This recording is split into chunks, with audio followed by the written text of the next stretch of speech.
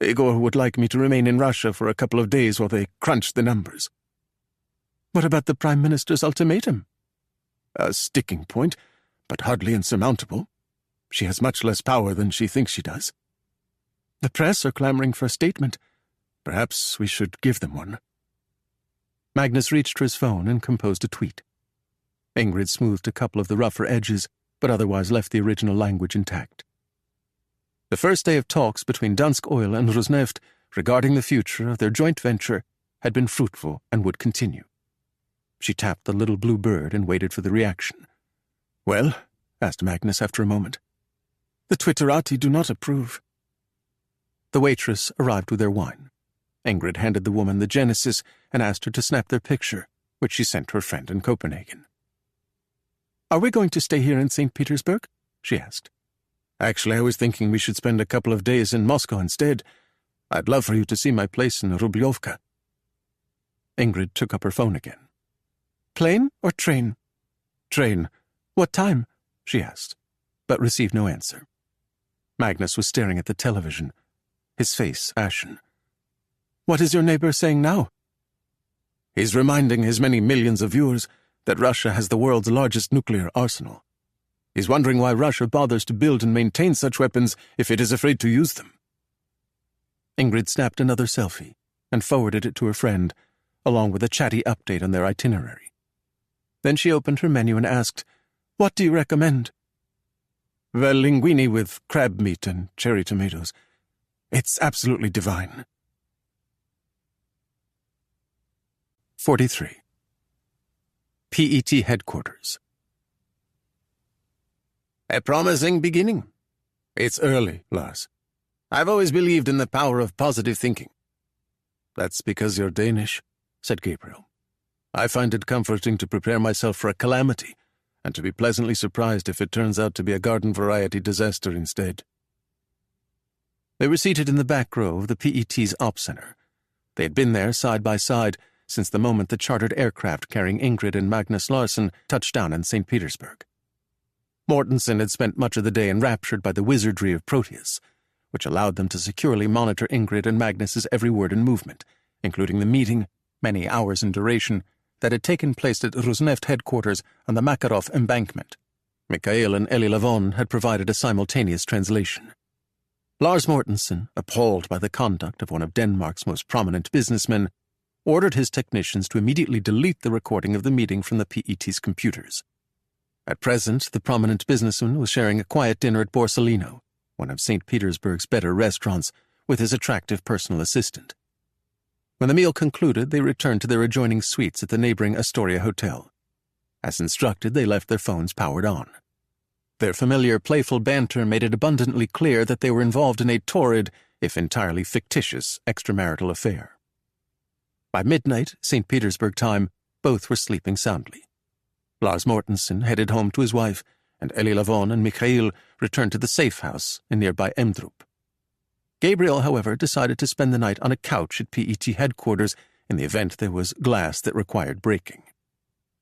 Shortly after 7 a.m., while drinking coffee in the staff canteen, he received a text message from the prominent Danish businessman's assistant. Attached was a photograph of a sleek Russian bullet train awaiting departure at St. Petersburg's Moskovsky station.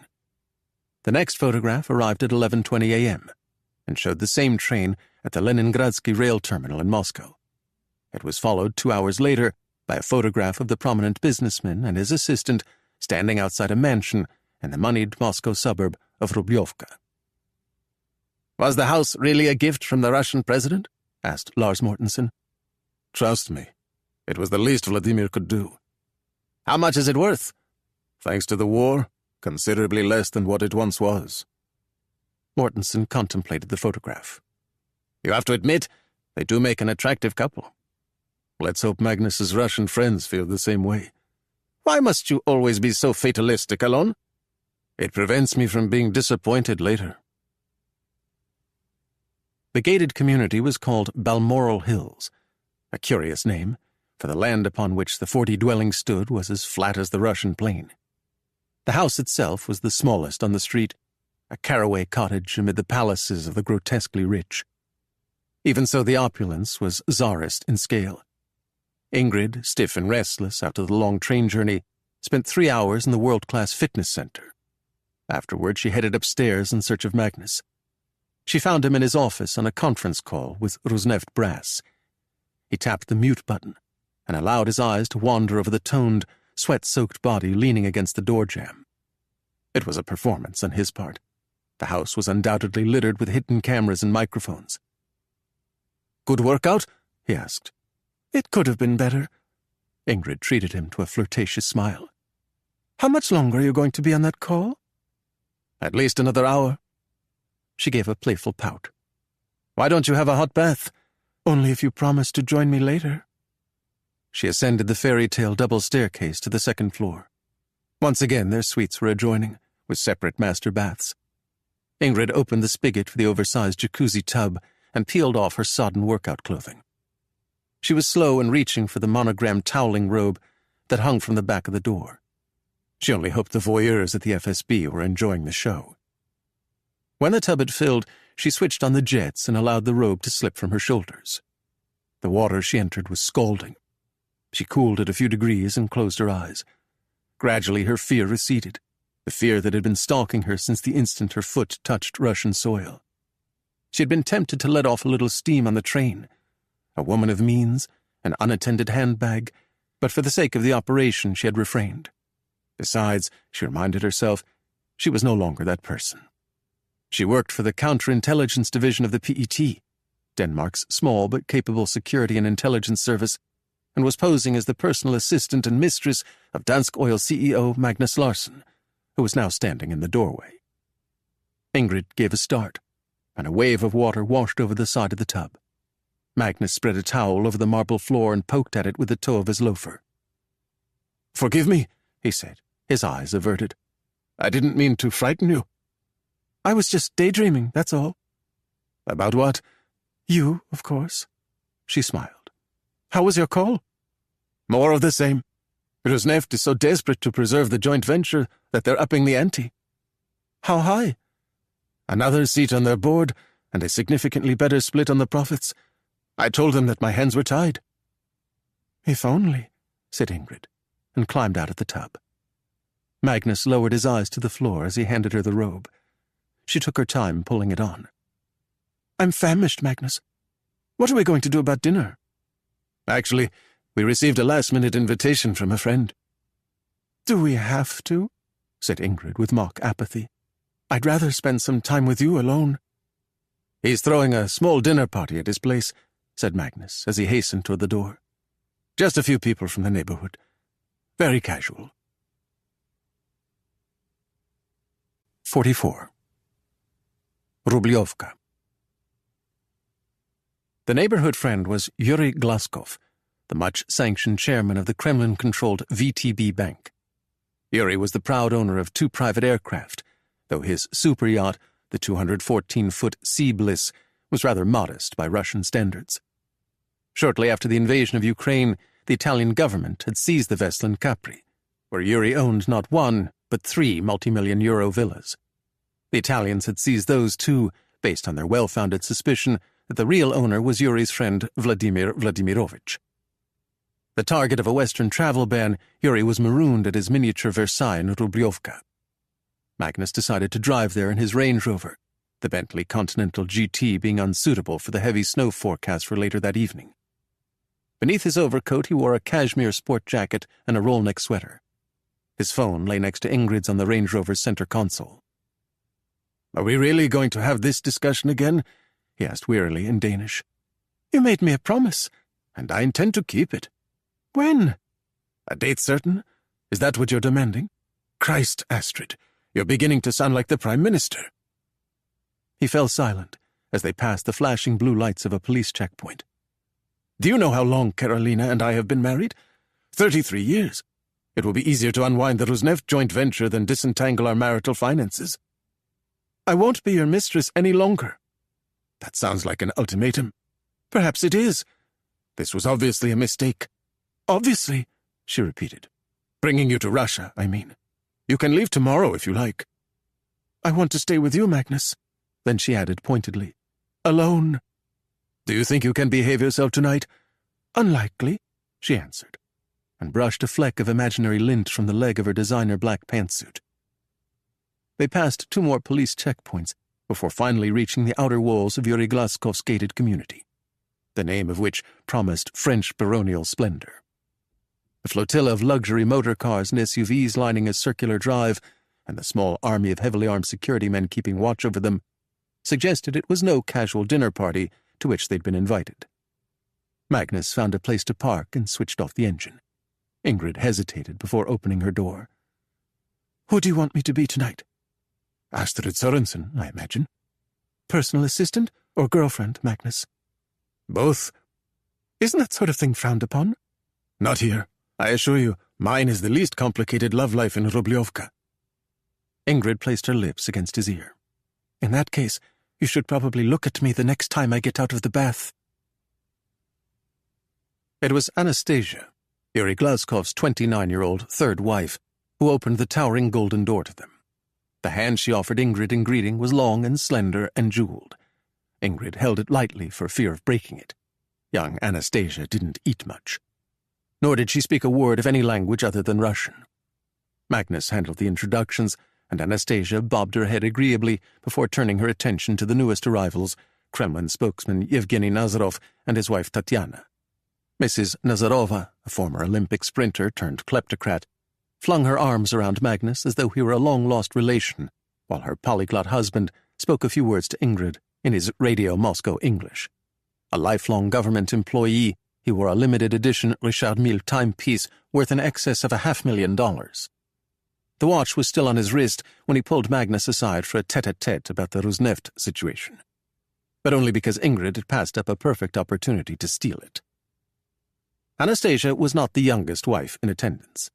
That honor went to the child bride of the robber baron whose close relationship with the Russian president had cost him his Spanish football club. His latest wife, the daughter of an oligarch herself, launched into a blistering invective against the Ukrainians and NATO within a minute of shaking Ingrid's hand. All in the American-accented English she had acquired while earning her degree in sunny San Diego. Ingrid reciprocated with a tirade of her own, which met with the girl's approval. She suggested they exchange numbers, and they drew their phones. The girl's device was gold-plated. Ingrid somehow managed to resist. She took a selfie with the girl, and turning, realized she had become separated from Magnus. She spotted him across the crowded formal drawing room chatting with Gennady Luskov, the much-sanctioned founder and chairman of Tverbank. In close proximity were Oleg Lebedev, the much-sanctioned aluminum tycoon, and Boris Primakov, the much-sanctioned owner of Russia's largest chemical company. Indeed, Ingrid was hard-pressed to find an oligarch in attendance who hadn't been sanctioned by the United States and the European Union over the war in Ukraine. Just 400 miles to the south, ill-equipped Russian conscripts were dying horrible deaths in the frozen trenches of the Donbass. But here in Rubliovka, the kleptocrats who had become wildly rich through their association with Russia's new Tsar were sipping French champagne and nibbling on caviar canopies. The comparisons to November 1917 were too delicious to ignore. Magnus beckoned with a subtle wave, and Ingrid moved discreetly to his side. Gennady Luskov, a trim figure with a sharply angled face and white hair combed carefully over his pate, was in the midst of making a point in Russian. He stopped mid-sentence and waited for Magnus to introduce him to the beautiful young woman who had joined their conversation. Magnus did so in English. "What brings you to Russia in the middle of a war?" asked Luskov. Ingrid slipped her arm around Magnus's waist. "I see," said Luskov. Then he looked at Magnus and murmured something in Russian. "What did he say?" inquired Ingrid. It was Luskov himself who answered. "I was telling Magnus that some men seem to have all the luck." "Have you seen my most recent viral video?" asked Magnus. "But you have an adoring young woman on your arm," replied Luskov. "And you also have a rather lucrative offer to maintain your joint venture with Rosneft. At least, that's the rumor. Is there anything you don't know, Gennady?" Luskov's smile was inscrutable. But then there was nothing about him that wasn't. He was one of the former KGB officers who had engineered the Russian president's rise to power, and he had been richly rewarded as a result. His bank was Russia's fourth-largest privately owned house of finance, and one of its most corrupt. The U.S. Treasury Department had imposed crushing sanctions on Tverbank on the day Russia invaded Ukraine. Luzkov had lost 3/4 of his net worth virtually overnight, along with his private plane, his superyacht, and his Swiss and French estates. His ties to the Russian president, however, were as strong as ever. "You've been a great friend and partner of Russia for a very long time, Magnus. No one realizes that more than Volodya. I hope he understands that I am under enormous pressure to terminate the relationship with Rosneft. Trust me, he knows." "When did you last speak to him?" "I had lunch with him today at Novo Ogaryovo. I'm one of the few people he still agrees to see in person. He's quite isolated at the moment." Luzkov paused, then added, "Perhaps too isolated." He was interrupted by a round of applause that swept through the room. It had been prompted by the arrival of Dmitri Budanov. He was wearing a designer olive-drab field jacket with a large Z on the left shoulder, the one that faced the camera during his nightly broadcasts. "He looks like he just returned from the trenches of Bakhmut," said Luzkov beneath his breath. "With the exception of the makeup, of course. I suppose he didn't have time to remove it after taping tonight's inspiring message to the Russian people." "Last night's broadcast was rather unsettling." "His insistence that we use our vast nuclear arsenal against our Ukrainian cousins? Unfortunately, it's not as far-fetched as it sounds." "You don't really think it could happen, do you?" "I'm afraid that even I'm not privy to such information. But I have a feeling he might know." Luzkov pointed out the overcoated man who had just entered the room. It was Nikolai Petrov, the Secretary of the Security Council of Russia. The tolling of a bell summoned the guests to the chandeliered banquet hall for dinner. The table at which they gathered was the length of a rail car and ablaze with the light of 100 candles. Waiters in traditional Kosovarota tunics charged their wine glasses with Chateau Margaux, and their host made a fiery toast about the war in Ukraine that Magnus quietly translated into Danish for Ingrid. As luck would have it, she had been seated next to the English-speaking child bride of the robber baron, who spent the remainder of the evening lamenting her family's reduced circumstances. There were other tales of sanctions woe around the table, tales of yachts and homes seized, of bank accounts frozen, and of Western travel bans and residence visas summarily revoked. None blamed the Russian president. They didn't dare. A dozen of their ilk would criticize the war had died under mysterious circumstances, with apparent suicide being the most common explanation. A slip of the tongue at a Rublyovka dinner party could well prove fatal. Dmitri Budanov, for one, found the talk of lost luxuries unseemly. One of the world's richest television journalists, Budanov had lost a yacht and both of his villas on Lake Como to sanctions. But they were a small price to pay, he said, for the restoration of Russian greatness and the destruction of NATO and the decadent, gender-confused West. "All of which can be achieved," he droned on, "if we take the steps necessary to prevail in Ukraine." "And what steps are those, Dmitri Sergeyevich?" asked a male voice from somewhere along the table. "The steps of which I speak nightly on my program. The nuclear option?" Budanov nodded gravely. "And when the Americans destroy our army in Ukraine?" It was the chemical mogul Boris Primakov. "Then we will have no choice but to respond in kind. And when they retaliate, they won't. How can you be so sure, Dmitri Sergeyevich?" "Because they are cowards." "A game of Russian roulette?" asked Gennady Luzkov. "Is that what you're suggesting?" Receiving no answer, he turned to Nikolai Petrov. "And what does the Secretary of the Russian Security Council have to say on the matter? Does he share the opinion of our esteemed television host that the Americans would never use their nuclear arsenal against us?"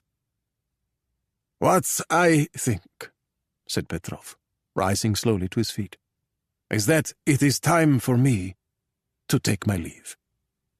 "Perhaps you could give us a brief update on the fighting before you go," suggested Yuri Glazkov.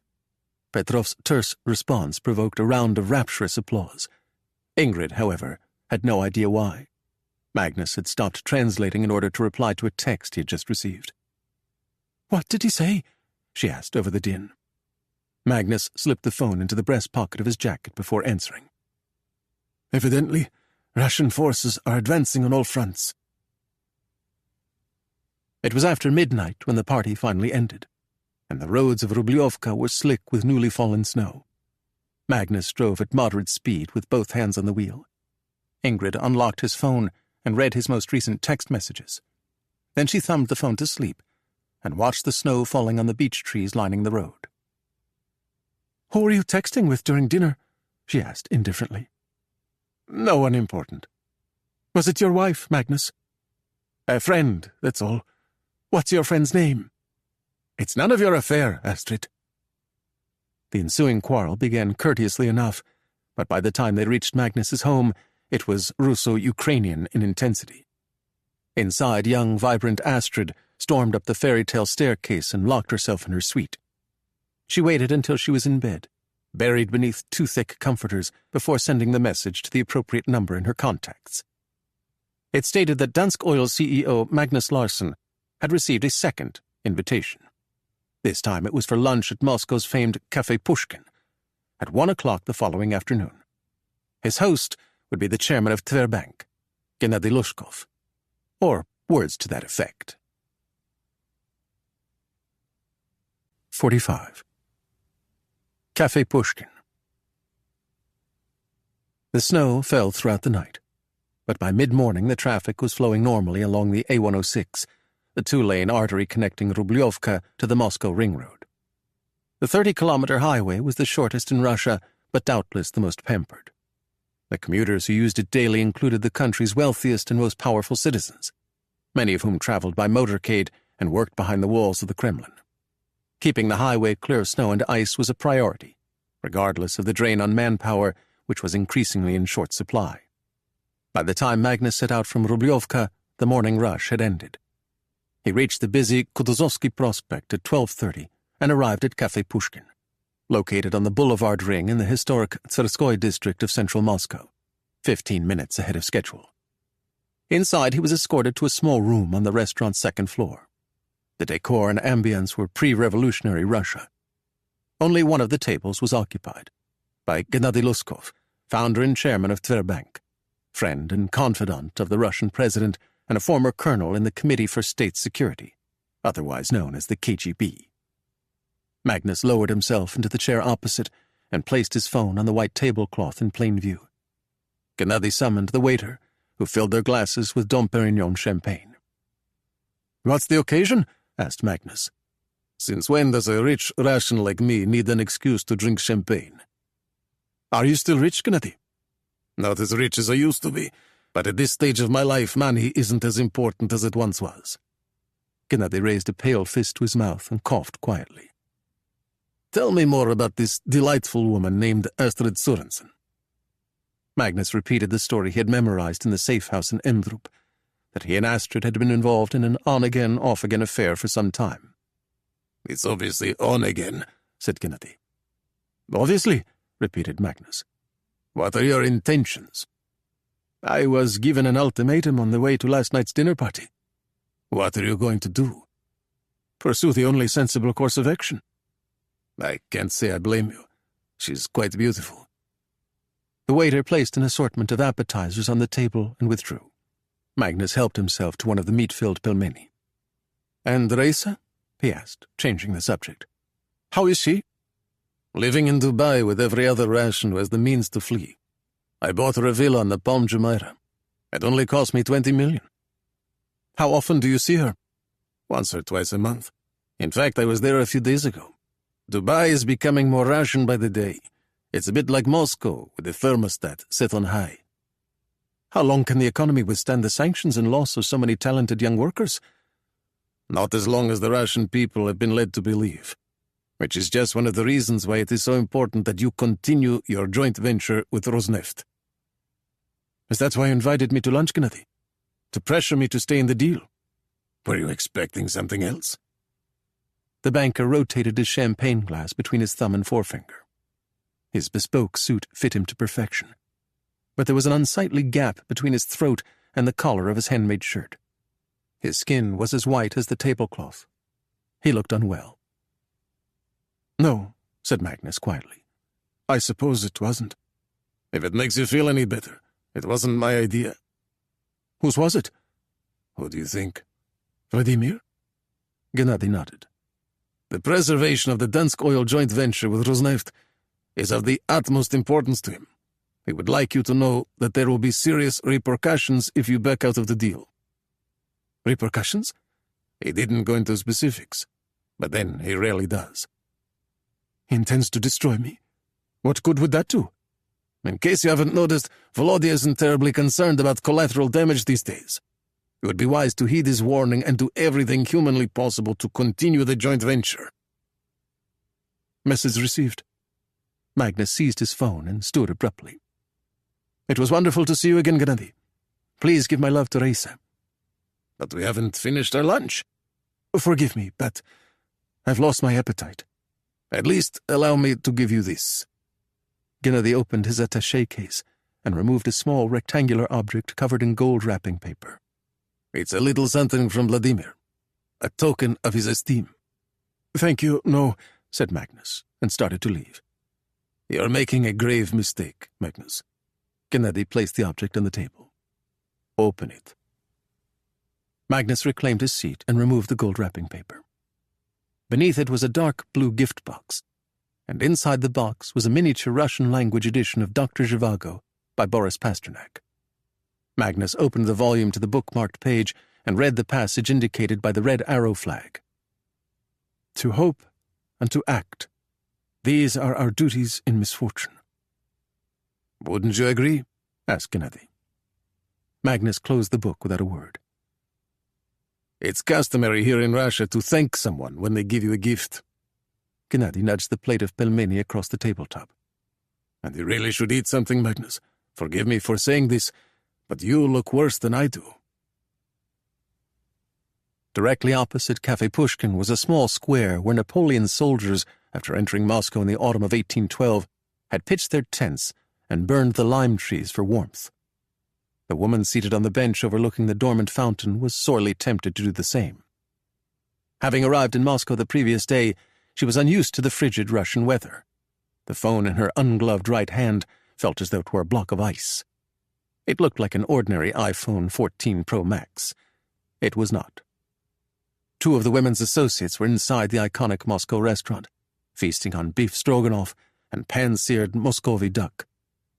She knew this because she had received a photograph of their succulent meal at 12:47 p.m., when Magnus Larsson had arrived for his luncheon date with the Russian oligarch Gennady Luskov. The Maître d' had immediately shown the Danish energy executive to a private room on the second floor. The woman's two associates had not seen him since. Finally, at 1:15, she received another photograph. Blini with ice cream, piping hot coffee, with an accompanying update. Gennady Luskov was on the move. The woman, whose name was Tamara, spotted the oligarch a moment later, stepping from the restaurant's doorway. He was trailed by two bodyguards. They helped him into the back of an armored Mercedes sedan and then climbed into an SUV. Both vehicles made a quick right turn onto Tverskaya Street and disappeared from Tamara's view. Another 5 minutes elapsed before Magnus Larsson left the restaurant. Behind the wheel of a flashy black Range Rover, he made the same quick right turn onto Tverskaya Street. So, too, did a beleaguered Skoda hatchback. The driver was another one of Tamara's associates, a young surveillance specialist called Noam. He had been chosen for the Moscow op because, like Tamara, he was a fluent speaker of Russian. 20 minutes later, Noam sent her a photo. She immediately fired it to Kingshall Boulevard, which in turn bounced it to Gabriel at PET headquarters in the Copenhagen suburb of Søborg. Smiling, he showed it to Lars Mortensen, his operational partner. "Where are they?" asked the Dane. It was Mikhail Abramov, a child of Moscow, who answered. The collector and Komarovsky had gone to Novodevichy Cemetery to walk among the dead. 46. Novodevichy Cemetery. It was all his fault, you know. Not all of it, Gennady. You and your friends from the KGB certainly didn't help matters. They were standing before the grave of Boris Yeltsin. Two of Gennady's bodyguards had followed them through the cemetery's red brick entrance and were hovering out of earshot. Otherwise, they were alone. The West adored Yeltsin because he promised to magically transform Russia into a Western-style democracy, said Gennady. And then they averted their eyes to the fact that he and the members of his inner circle were robbing Russia blind. He chose Volodya as his successor only because Volodya promised not to prosecute him. And then Volodya raised corruption to an art form. You did quite well for yourself, as I recall. We all did.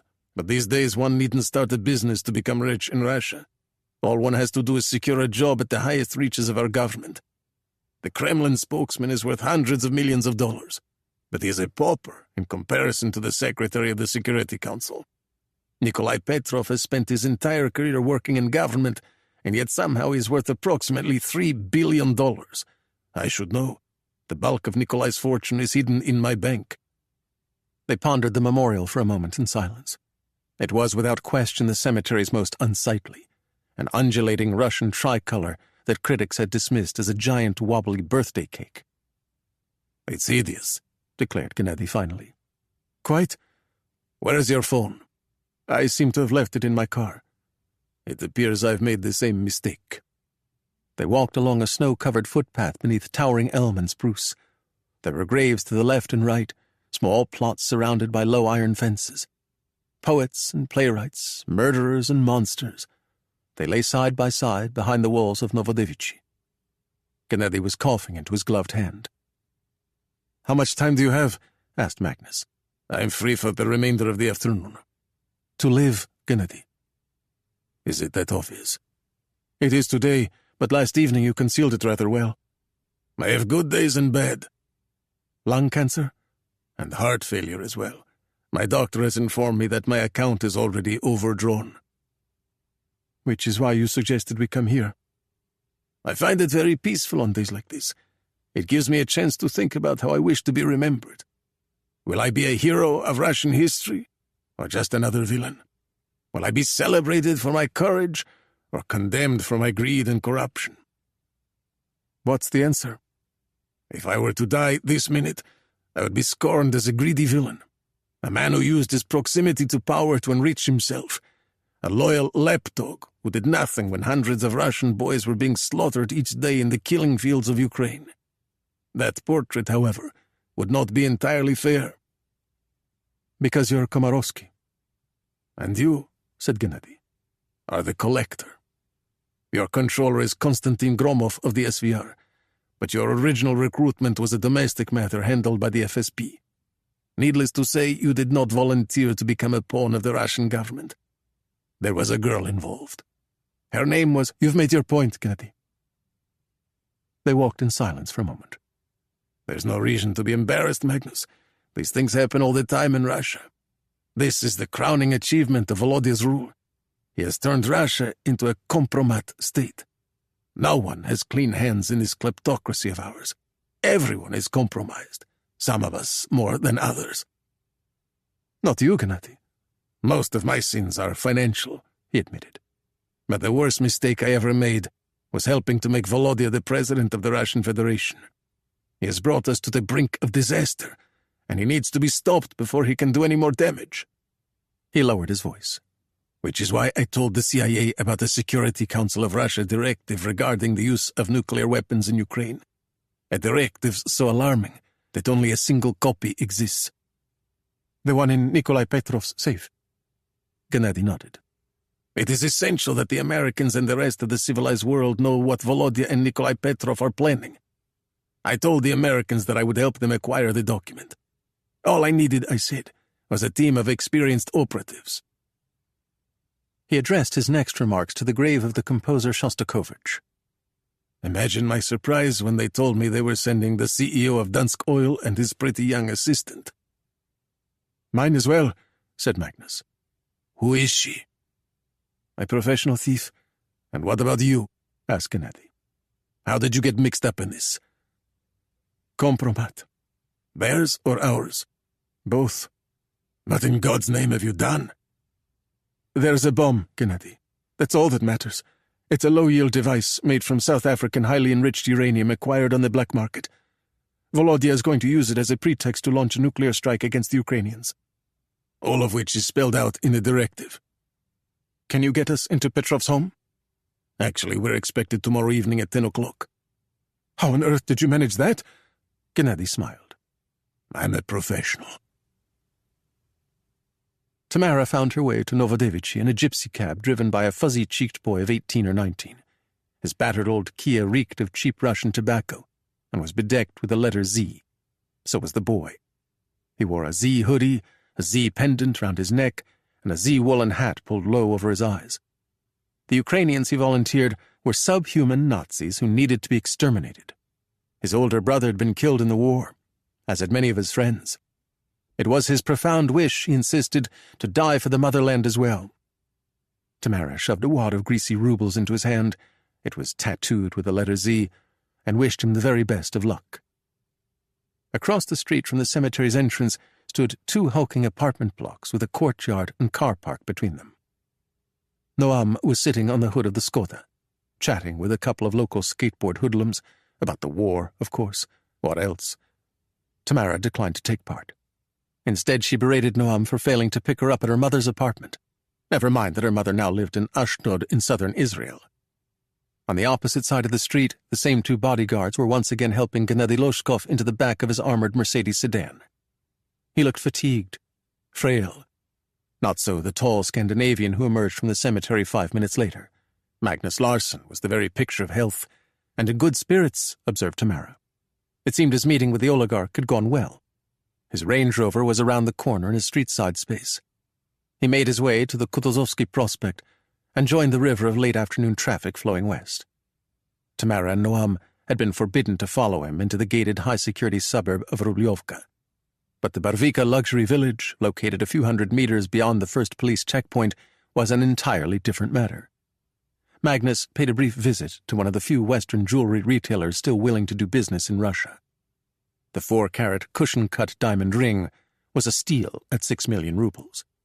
Tamara thought the purchase sufficiently noteworthy to warrant a secure satellite message to Kingsall Boulevard, a message that landed a few seconds later on Gabriel's phone at PET headquarters. He received a photograph of the diamond ring in question shortly thereafter, sent to him by the woman who was now wearing it. The accompanying Enclair text message, exuberant in tone, provided a wholly inaccurate explanation. It seemed that wealthy, dashing Magnus had at long last asked young, vibrant Astrid to marry him. Astrid, of course, had agreed, provided that Magnus divorce his wife, which he had pledged to do. They were planning to celebrate their engagement that evening at the home of Tverbank chairman Gennady Lushkov. "More details to come," she wrote. "I'm so very, very happy." 47. Rublyovka. Gennady lived in a billionaires-only subdivision of Rublyovka called Mayendorf Gardens. His 12-bedroom home, a glass and timber chalet once valued at more than $80 million, was among the development's least offensive. He answered the door himself, dressed in a pair of tailored flannel trousers and a cashmere sweater. The handshake he gave Magnus was perfunctory, but Ingrid he greeted warmly with Russian-style kisses on each cheek. In the light of his soaring entrance hall, he admired the ring on her left hand. "A new addition, if I'm not mistaken." "You don't miss much, Mr. Luskov." "Nor do you, Miss Sorensen. Or so I'm told." He looked at Magnus. "Why such a small ring for so beautiful a woman?" "It's 4 bloody carats. Here in Rublyovka, we refer to such diamonds as accent stones." The interior of the home was thoroughly modern. Gennady led them into the great room, and with an unsteady hand filled 3 glasses with Domaine Ramonet Montrachet Grand Cru, one of the most expensive white wines in the world. The small talk he made was for the benefit of any listening devices that the FSB, or perhaps one of his business rivals, had managed to slip past his defenses. He seemed in no hurry to get to the business at hand. "I hope you realize, Magnus, that I was joking about the ring. It really is quite lovely. I would have preferred to purchase it at Tiffany or Harry Winston, but they've closed their stores in Moscow." "So have Hermes, Louis Vuitton, and Chanel," said Gennady. "Another unintended consequence of our so-called special military operation in Ukraine." "I'm afraid Dansk Oil is next." "I'm told you had a rather unpleasant conversation with your Minister for Business this evening." "Told by whom?" asked Magnus. "Volodya?" "Actually, it was Nikolai Petrov." "Petrov?" Gennady closed his eyes and nodded once. "Why is the Secretary of the Security Council monitoring my phone calls?" "Because the Secretary requires your assistance on a sensitive personal matter, and he wants to make certain you're trustworthy." Gennady turned to Ingrid and regarded her carefully for a moment. "Do you play billiards, Miss Sorensen?" "I'm afraid not." "I don't believe you." she smiled. "You shouldn't, Mr. Luskov."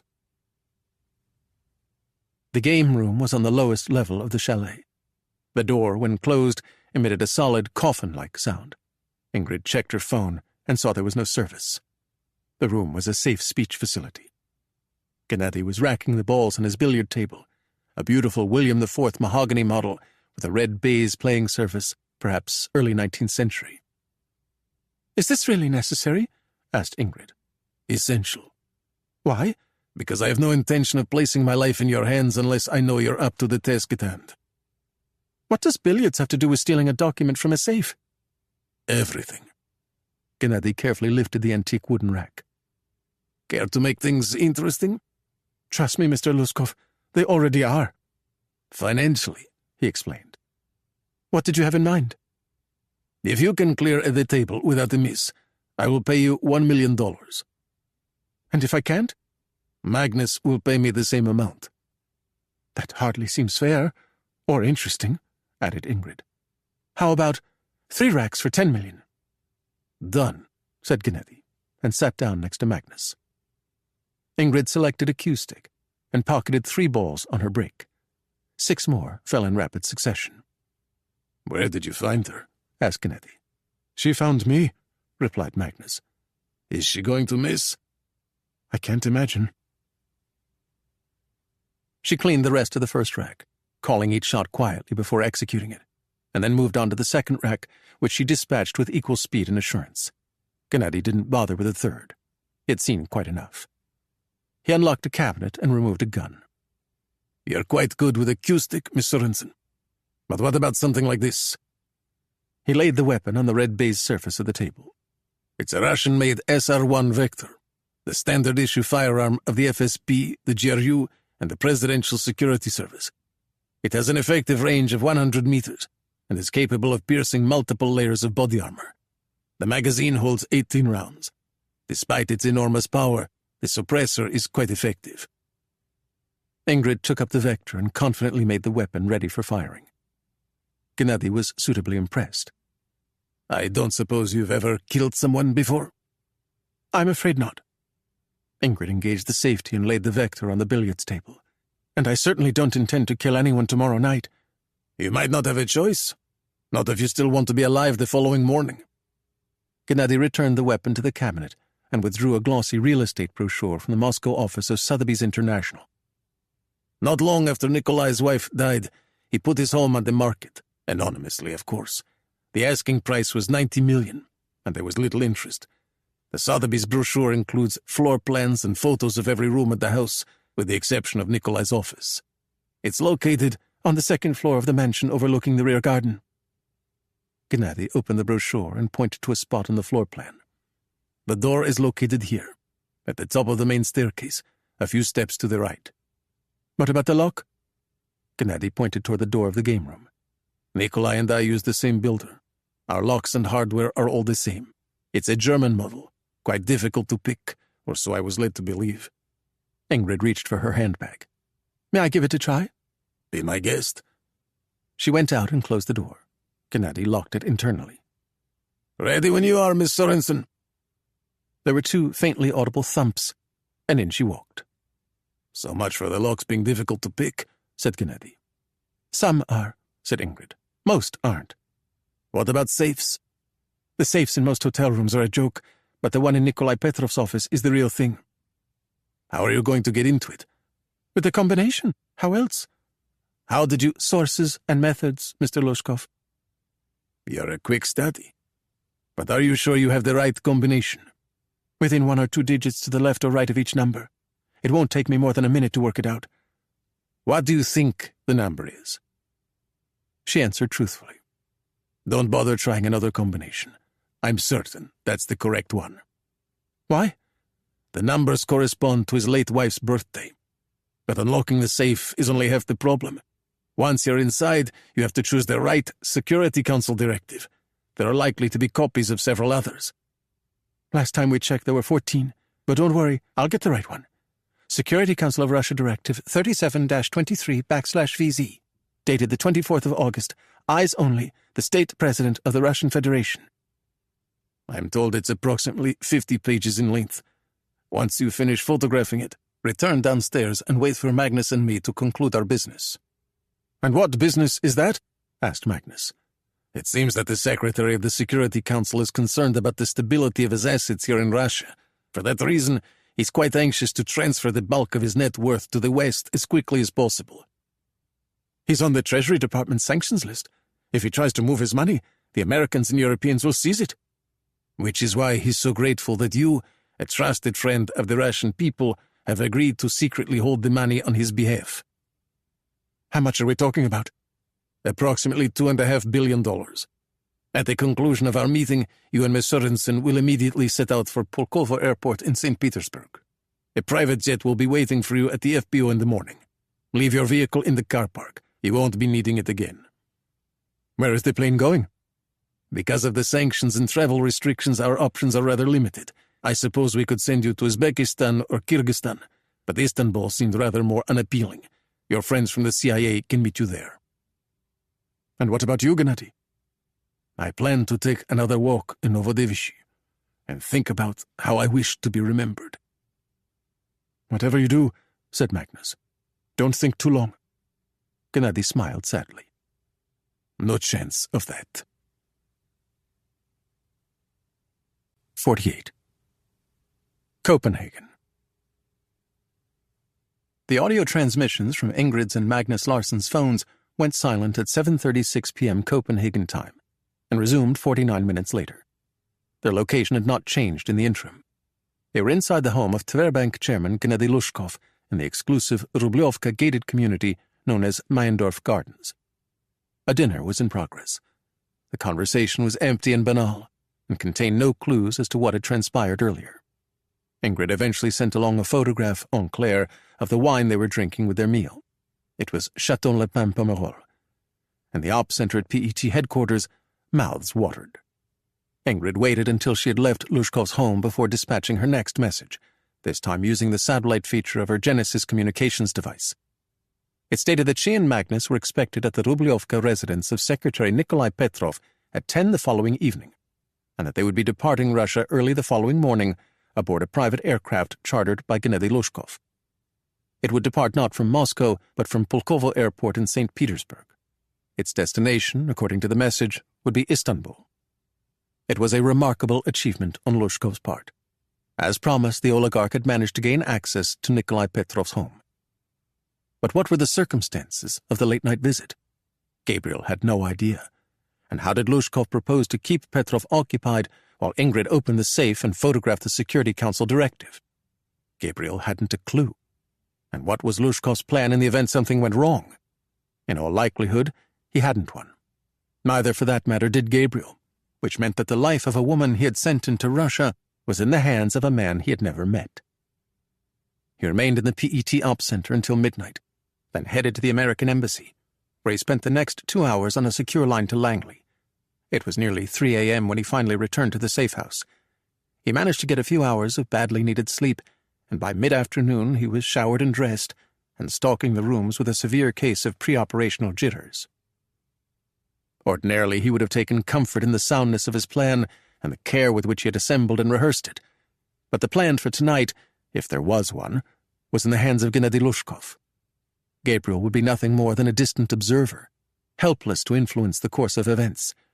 For an operational mastermind of his stature, it was the equivalent of driving a car without a steering wheel or throttle. He was certain, however, that he could not spend the rest of the afternoon pacing the floors of the safe house. So he rang Lars Mortensen and requested a PET security detail. At 4:30, with the afternoon light fading, the 2 bodyguards were following him along Strohe, Copenhagen's famed pedestrian shopping street. Elie Lavon, in a fedora and a woolen overcoat, walked beside him. The watcher's eyes were restless. "They're the happiest people in the world, the Danes. Did you know that?" "Second happiest," said Gabriel. Lavon was incredulous. "Who's happier than the Danish people?" "Finns." "I thought Finns were the most depressed." "They are." "So how can they be the happiest people in the world and the most depressed as well?" "It's a statistical anomaly." Gabriel slowed to a stop outside a sporting goods store. On the second floor of the building, its windows darkened, was Nielsen Antiquarian. He looked to Lavon and smiled. So much for some scandals being too big to sweep under the rug. We have a long night ahead of us. They entered a cafe on the opposite side of the street. Gabriel ordered their coffees in German-accented English, while Lavon took inventory of the patrons at the surrounding tables. "Looking for something?" asked Gabriel. "A Russian assassin preparing to kill you." "They've already tried that. You know what they say? 4th time's the charm." "That's not what they say, Ellie." They carried their coffees to a table outside in the street. The 2 bodyguards stood watch nearby. Lavon lit a cigarette. "How long do you think it would take them to draw their weapons from beneath their coats?" "Several seconds longer than it would take me to draw mine. Unless, of course, I'm overcome by smoke." Lavon slowly crushed out his cigarette. "You realize, I hope, that you're engaging in displacement activity." "Am I?" "It's a psychological defense mechanism in which I know what displacement activity is, Ellie. I was paying attention that day at the academy." "So what's really bothering you? And don't tell me that it's my one bad habit." "I'm worried about Ingrid." "She knows what she's doing," replied Lavon. "And we trained her to within an inch of her life. We also reminded her over and over again to walk away if necessary." "She has a stubborn streak." "But she's more disciplined than you realize, and she has talent that only nature can bestow." "Or a mental disorder," said Gabriel. "You have a similar disorder. It just manifests itself differently." "Please tell me more, Dr. Lavon." "Your childhood left you with a textbook case of second-generation Holocaust survivor syndrome, which in turn instilled in you an almost uncontrollable need to repair things. Or to prevent the Russians from unleashing Armageddon. I was there a few weeks ago. The Tel Megiddo dig." Lavon nodded. "I'm relieved to report that I saw no sign the end times are at hand." "He must not have been looking in the right place." Gabriel's phone pulsed. Ingrid was hitting the gym in preparation for tonight's festivities at the home of the Secretary of the Security Council of Russia.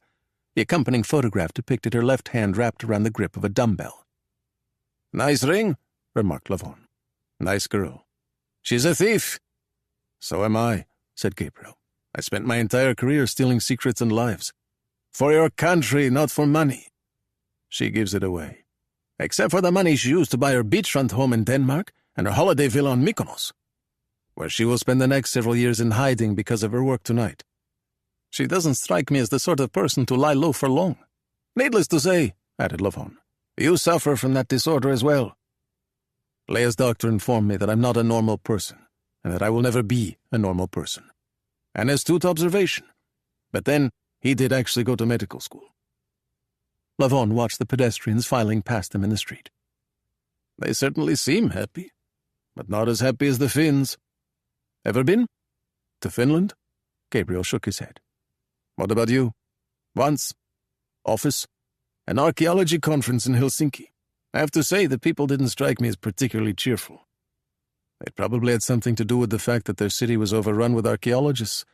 Lavon lit another cigarette. "What is it now?" "The note that Ingrid left in my room the morning she left for Russia." "The one that said she wouldn't let you down?" Gabriel nodded. "She won't," said Lavon. "That's exactly what I'm afraid of, Ellie." 49. Rubliovka. At the conclusion of her workout, Ingrid swam a few laps in Magnus's indoor pool, then headed upstairs to shower and dress. Her clothing for the evening was laid out on the bed. Stretched jeans, a black pullover and jacket, low-heeled suede boots.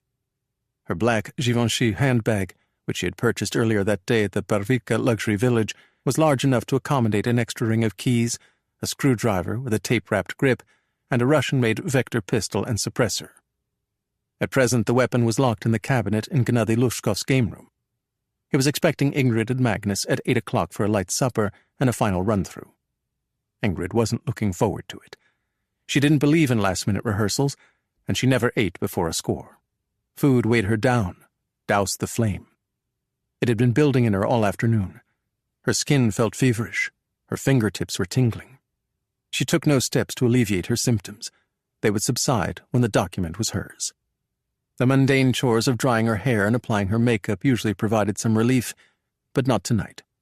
She was possessed. Afterward, she regarded the finished product in the looking-glass. Her shoulders and thighs were taut and hard. Her honey-colored skin was flawless, not a drop of ink anywhere. Nothing that could be used to identify her. The invisible girl. She dressed without a sound, then took up her handbag and went downstairs. She found Magnus in his woolen overcoat pacing the rooms of his Russian palace for a last time.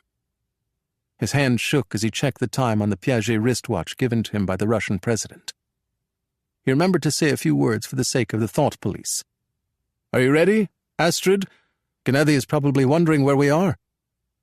Magnus had already loaded their bags in the back of the Range Rover and topped the tank with petrol. A few flakes of snow fell through the glow of the headlamps during the drive to Gennady's timber and glass chalet. Inside, he led them straight to the game room and closed the heavy door. The Vector pistol was lying on the red surface of the billiards table with a suppressor screwed onto the end of the barrel. Next to it was an aluminum-sided attaché case. "Open it," said Gennady. Ingrid popped the latches and lifted the cover. Inside were tightly packed bundles of crisp $100 bills. "A $500,000 down payment on the money I owe you," explained Gennady. "I'll wire the remaining sum to a bank of your choosing." "It wasn't a real bet, Mr. Lushkov." "That's what the loser of a $10 million wager is supposed to say, not the winner. If nothing else, please accept the money as payment for what you're about to do. You deserve every penny." "In my line of work, we generally get paid at the end of the job, and only if we're successful." "Nevertheless, a bet is a bet, Miss Sorensen." "Banca Privada d'Andorra. My account manager is a man named Esteban Castells." Gennady smiled. "I know him well." Ingrid closed the attaché case and checked the combination settings on the locks. The latch on the left was set to 271. The latch on the right was 155. "Do you recognize the numbers?" asked Gennady. They were the same 6 digits as the combination for Nikolai Petrov's safe. 27, 11, 55. Ingrid locked the briefcase and scrambled the dials. Then she unscrewed the suppressor from the barrel of the Vector and slid both into her handbag. "Please place the bag over your shoulder," said Gennady. "I'd like to have a look at it." Ingrid did as he asked. The gun weighed nearly a kilo, but the bag was sturdy enough in structure to conceal its presence. "Most people would never be allowed to get near Nikolai Petrov with a gun," said Gennady. "But because this is a social call, and because you will be with me, a trusted member of the Russian president's innermost circle, I'm confident Nikolai's security detail won't insult you by demanding to search your bag." "Is he expecting me?" "Actually, he insisted you come. For all his ultra-nationalist bluster, Nikolai can be quite charming, especially in the company of attractive young women. But under no circumstances will he discuss business in front of you. Nor will I, for that matter. After a few minutes of pleasantries, I will suggest that we find a quiet place to talk, leaving you free to make your way to his office." "And you're sure there are no cameras?" "Inside his private residence? Nikolai would never dream of it." "What about the members of his security detail?" "The guards will be outside the house, including in the rear garden. Therefore it is essential that you make certain the blinds are closed in Nikolai's office before you switch on the desk lamp to photograph the document." "Security Council of Russia Directive 37-23/VZ, dated the 24th of August, eyes only the State President of the Russian Federation." "That's the one." Gennady checked the time. "We should leave for Nikolai's in a half hour or so. Why don't we have something to eat and try to relax?" Gennady's staff had left a tray of traditional Russian sandwiches and salads in the kitchen. Ingrid had only black coffee to drink. She was tempted to steal something, anything, just to take the edge off. The fingers of her right hand were working the imaginary dial of Nikolai Petrov's safe. 4 turns to the right, 3 to the left, 2 to the right. 27, 11, 55. Magnus and Gennady were oblivious to the fire consuming her. They were watching Dmitry Budanov's nightly tirade on NTV with increasing alarm. Magnus swore softly. Ingrid's hand went still. "Is something wrong?" It was Gennady who answered. "Dmitry Sergeyevich is hearing ominous things from his sources in Russian intelligence. Evidently these sources are telling him that the Ukrainians have managed to acquire a crude, low-yield nuclear weapon. Dmitry Sergeyevich seems to think Russia should launch a preemptive strike against the Ukrainians." "Does he know something?" Gennady's phone rang before he could answer. He lifted the device to his ear, spoke a few words quietly in Russian, then killed the connection. "Nikolai is running behind schedule. He's with Volodya at Novo Ogaryovo. A matter of the utmost urgency. He'll call us when the meeting is over. Ingrid quickly dispatched a secure satellite message on her Genesis phone, advising the recipient to watch NTV. Then she placed her hand on the imaginary dial of Nikolai Petrov's safe. 4 turns to the right, 3 to the left, 2 to the right. 27, 11, 55. 50. Rubliovka. When another 45 minutes passed with no word from Petrov, Ingrid broke into Gennady's game room with her bump key and shot pool to settle her nerves. She ran 5 straight tables and had a single ball remaining on her 6th when Magnus finally called down that it was time to leave. The last ball was the dreaded 13, but the shot was dead straight into a near corner, the kind she could drop 9 out of 10 times with her eyes closed. Rather than tempt fate, she laid the cue stick on the table and headed upstairs. Magnus and Gennady were waiting in the entrance hall in their overcoats and gloves. Ingrid went quickly into the kitchen to fetch her things. She conducted a needless final inventory, just to put at least a portion of her mind at ease. The bump key was in the front right pocket of her jeans. A screwdriver with tape-wrapped grip was in her handbag along with the gun and its suppressor. Her phone she would carry in plain sight. The clandestine camera function was engaged. She would wait until they were on their way to St. Petersburg to transmit the photos securely to Gabriel. She pulled on her overcoat and, taking up the cash-filled attaché case, followed Magnus and Gennady into the frigid night. The snow was coming down harder now, big downy flakes falling straight from a black sky. Gennady, head lowered, made for the open rear door of his Mercedes. Ingrid placed the attaché case in the back seat of the Range Rover and climbed into the passenger seat. Magnus slid behind the wheel and started the engine. Petrov was leaving Novo Ogaryovo when he rang. We should arrive at his home at roughly the same time. What do you suppose they were talking about? Nikolai and Volodya? Why don't you ask him? I just might. I was only joking. He gave her a sideways look. Can you at least pretend to be a little nervous? I don't get nervous. I do, said Magnus. Quite nervous, in fact. Don't be. She gave his hand a reassuring squeeze. Everything is going to be fine.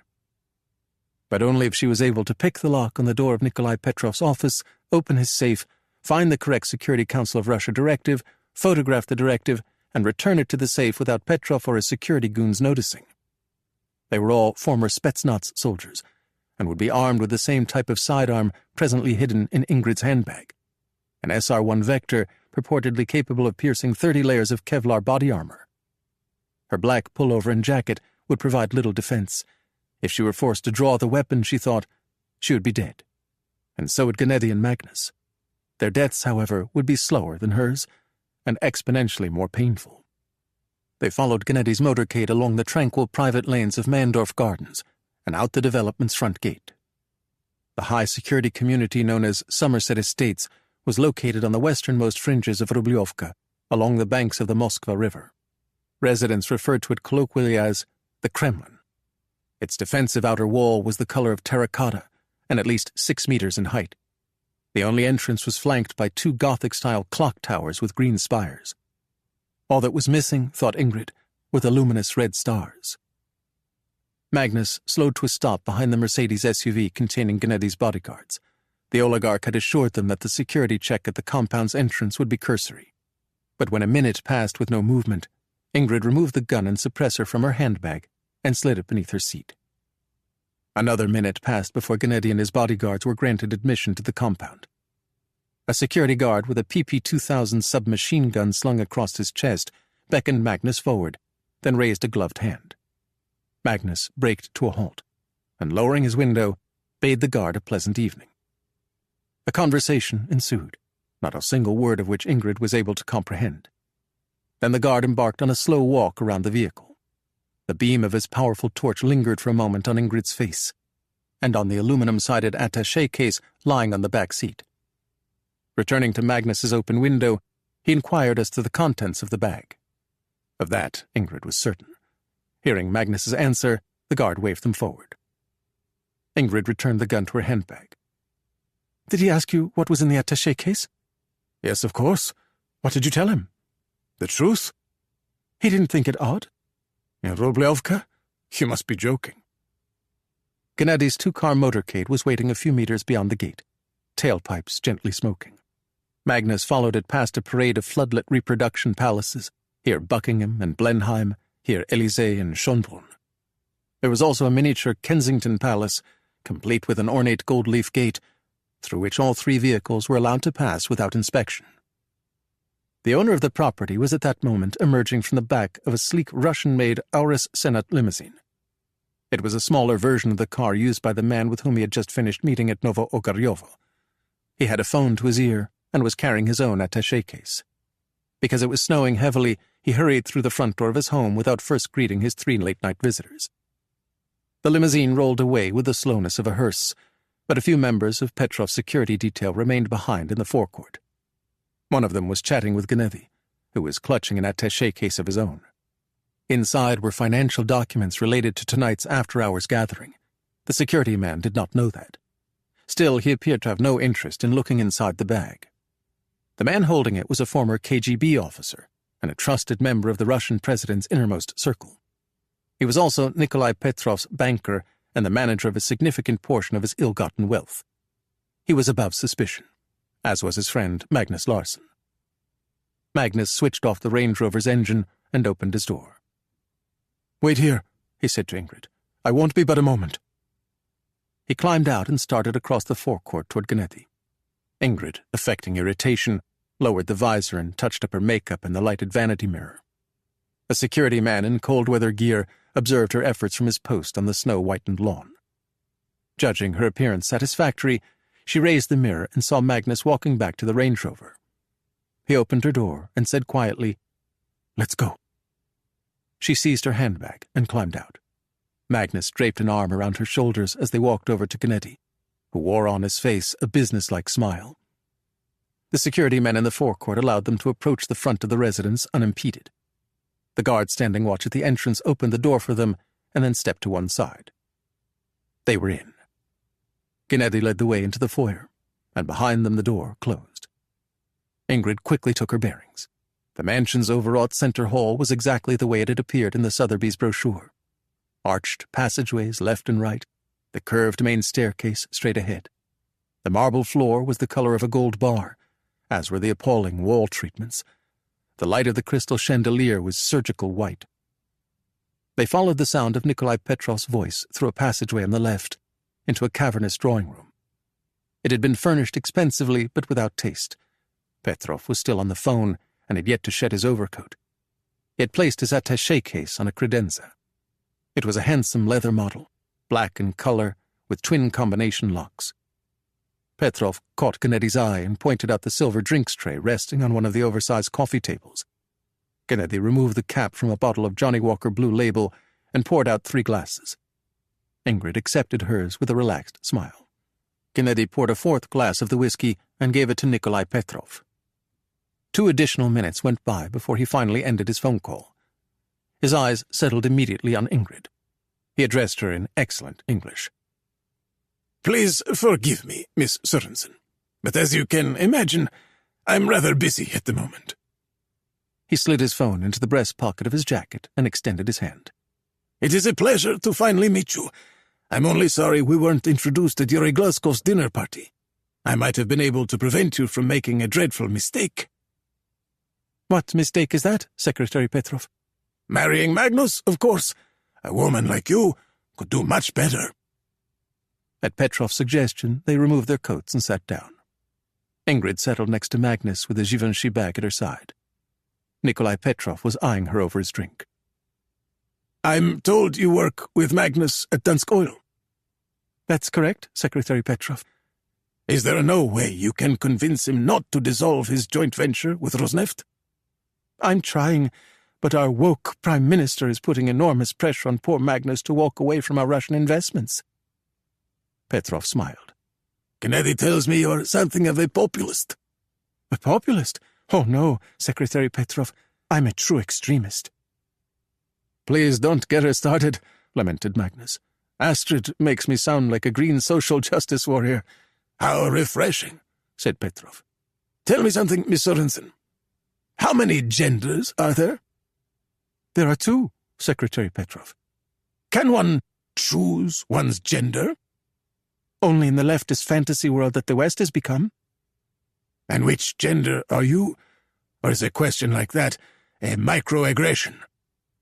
I'm a woman. Perhaps there's hope for the West, after all. Only if Russia wins the war in Ukraine. You needn't worry about that, Miss Sorensen. Petrov shot a glance at his Tag Heuer wristwatch and hoisted himself to his feet. I'd love to continue this conversation, but it's getting late, and I have business to discuss with my banker and your future husband. I understand, said Ingrid. Would you mind waiting here? Asked Petrov. I promise not to keep Magnus long. Ingrid smiled. Take as much time as you need. Gennady and Magnus rose in unison, and after a brief exchange in Russian, followed Nikolai Petrov into the adjoining room. The wood-paneled library, thought Ingrid, recalling Sotheby's brochure. Handcrafted elegance, old-world style and grace. It was Gennady, with a mischievous wink, who closed the door behind them, leaving Ingrid entirely alone. Her skin felt feverish. Her fingertips were tingling. 51. Rubliovka. As Russian money laundering operations went, it really wasn't all that complicated. Gennady's explanation, however, was Byzantine in its detail. The process would begin, he said, with a series of wire transfers to a disreputable house of finance in Dubai, with which Tverbank was doing an increasingly brisk business. To avoid detection by FinCEN and other international watchdogs, the transfers would be on the smaller side, a few 100 million rubles, no more. The crooked Dubai-based house of finance would convert these rubles into dirhams, and the dirhams into dollars, all in the blink of an eye. Then the dollars would be fired to Argos Bank in the southern Cypriot town of Limassol, where they would be deposited in the account of a holding company clandestinely owned by Magnus Larsson, the CEO of Denmark's largest producer of oil and natural gas. I will oversee things from Tverbank headquarters, Gennady continued, but Magnus will have to fly to Cyprus first thing in the morning to sign the necessary paperwork at Bank Argos. He will remain in Limassol until the funds have been successfully offshored. I expect it to take no more than 48 hours. And when it's finished? Asked Nikolai Petrov. Magnus will secretly control a significant portion of your wealth. He will invest it wisely on your behalf using an array of anonymous shell corporations. Because he is a Danish citizen who is not currently under American or European sanctions, the money cannot be seized or frozen.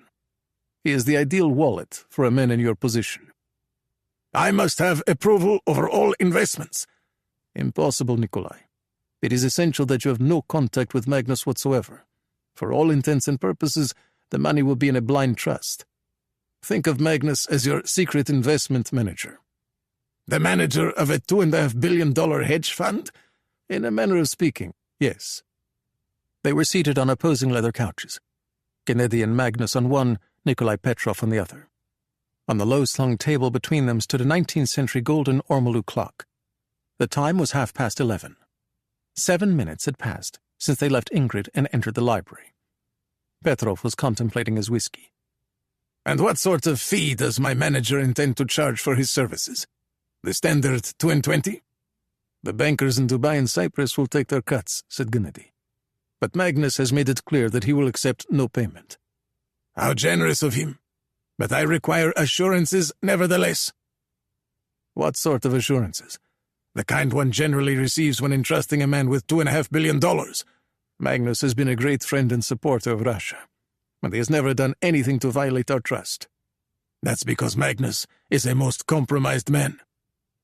Petrov looked at Gennady's attaché case. I assume you have some papers you'd like me to sign? That's putting it mildly. I intend to read every word of every document. I wouldn't have it any other way. Gennady removed a thick folder from the attaché case and laid it on the table next to the golden ormolu clock. It was 11:35 p.m. The door was where Gennady had promised it would be, at the top of the central staircase, a few steps to the right. Ingrid slid the bump key into the German-made lock and gave it a single tap with the handle of the screwdriver. A second strike wasn't necessary. The lock yielded at once. She turned the latch and the door swung inward without a sound. She stepped inside and closed the door behind her. From below she heard a baritone murmur of male voices, but otherwise there was no sound. There was no light either. Petrov had left the shades drawn, a time-saving piece of good fortune. She slipped the bump key and screwdriver into her handbag, then drew the Genesis phone. Using only the glow of the home screen, she illuminated her surroundings. The room was instantly familiar. She had entered another version of it several hundred times in an office building in suburban Copenhagen. The desk, the chair and ottoman, the drop-leaf table, the safe. She crouched before it and laid a hand on the dialer. When Petrov had used it last, it had come to rest on the number 49. She turned it counterclockwise 5 times to reset the wheels of the lock, then stopped on 27. The rest of the combination she entered as though it were second nature. The last step in the process was to turn the dial clockwise again until it stopped. The bolt retracted with a gentle thump. The combination was accurate. Ingrid opened the heavy door and shone the flashlight of the Genesis into the interior. Gold ingots, bundles of cash, Security Council of Russia documents stored vertically like books on a shelf. She removed the first document, examined the cover page, then returned it to the safe. She did the same to the neighboring documents, and the next one, and the one after that as well. And on it went, document after document, until she reached the end of the row. Then she closed and locked the door, and reset the dial to 49. Security Council of Russia Directive 37-23/VZ was not in Nikolai Petrov's safe. The floor plan in the Sotheby's brochure had shown 4 large bedrooms on the second level of the mansion, all with private ensuite baths. After slipping from Petrov's office, Ingrid turned to the right and made for a pair of double doors. The latch gave way, and she went inside. Exterior floodlight poured through tall, unshaded windows. Ingrid recognized the furnishings. Photographs of the room had appeared in the sales brochure. By all appearances, it was a guest room. There was nothing out of place, nothing personal, and no sign of a Security Council directive dated August 24, 2022, eyes only the state president of the Russian Federation. Leaving the room, Ingrid headed toward the double doors at the opposite side of the landing. Beyond them was the bedroom of Nikolai Petrov. Once again, it was partially illuminated by exterior light. Ingrid peered around the edge of one of the windows and spotted 2 guards, silhouettes only, standing watch in the snow-covered garden below. Her search was rapid but thorough, the search of a professional thief. The bedside tables, the dressing room, the bath and commode. The Security Council directive was nowhere to be found. She didn't bother to look in the other rooms. There wasn't time. Instead, she stole silently down the central staircase and reclaimed her seat in the drawing room. One of the baritone male voices in the library was now issuing what sounded like a threat of violence, an obligatory element of any gathering involving Russians and money. Fingertips tingling, Ingrid drained her glass of Johnny Walker Blue Label and stared at the attaché case resting on the credenza. The attaché case that Nikolai Petrov had taken to his meeting that evening with the Russian president. A handsome leather model, black in color, with twin combination locks. Nikolai Petrov did not make good on his vow to read every word of the documents, but he gave them a thorough review nonetheless, and even excised a few passages he found objectionable. Gennady had made certain to include a few extra needless declarations to sign, all of which required his own needless countersignature. Magnus delayed matters further by taking issue with a clause regarding his liability for investment losses. He was more than willing to hold the client's money free of charge, but under no circumstances would he agree to make the client whole for a bad bet or two. It was 11:52 p.m. when Petrov signed his name to the last of the documents. Gennady handed over a set to Magnus. He would need them to activate the accounts at Bank Argos. At least, that was the explanation Gennady gave to Nikolai Petrov, not a word of which was true. Neither was Gennady's description of Magnus's travel itinerary, a pre-dawn flight from Moscow to Cairo on Egypt Air, a mid-afternoon connection into Larnaca. Petrov demanded to know where Magnus would be staying in Cyprus. "The Four Seasons in Limassol," he answered, untruthfully. "Alone?" "Astrid is coming with me." "She really is a remarkable woman," said Petrov, as he rose to his feet. "It would be a shame if anything were to happen to her." "Don't worry, Nikolai. I'll take very good care of your money." "I certainly hope so. Otherwise, you will die a slow and painful death. A Russian death," said Petrov.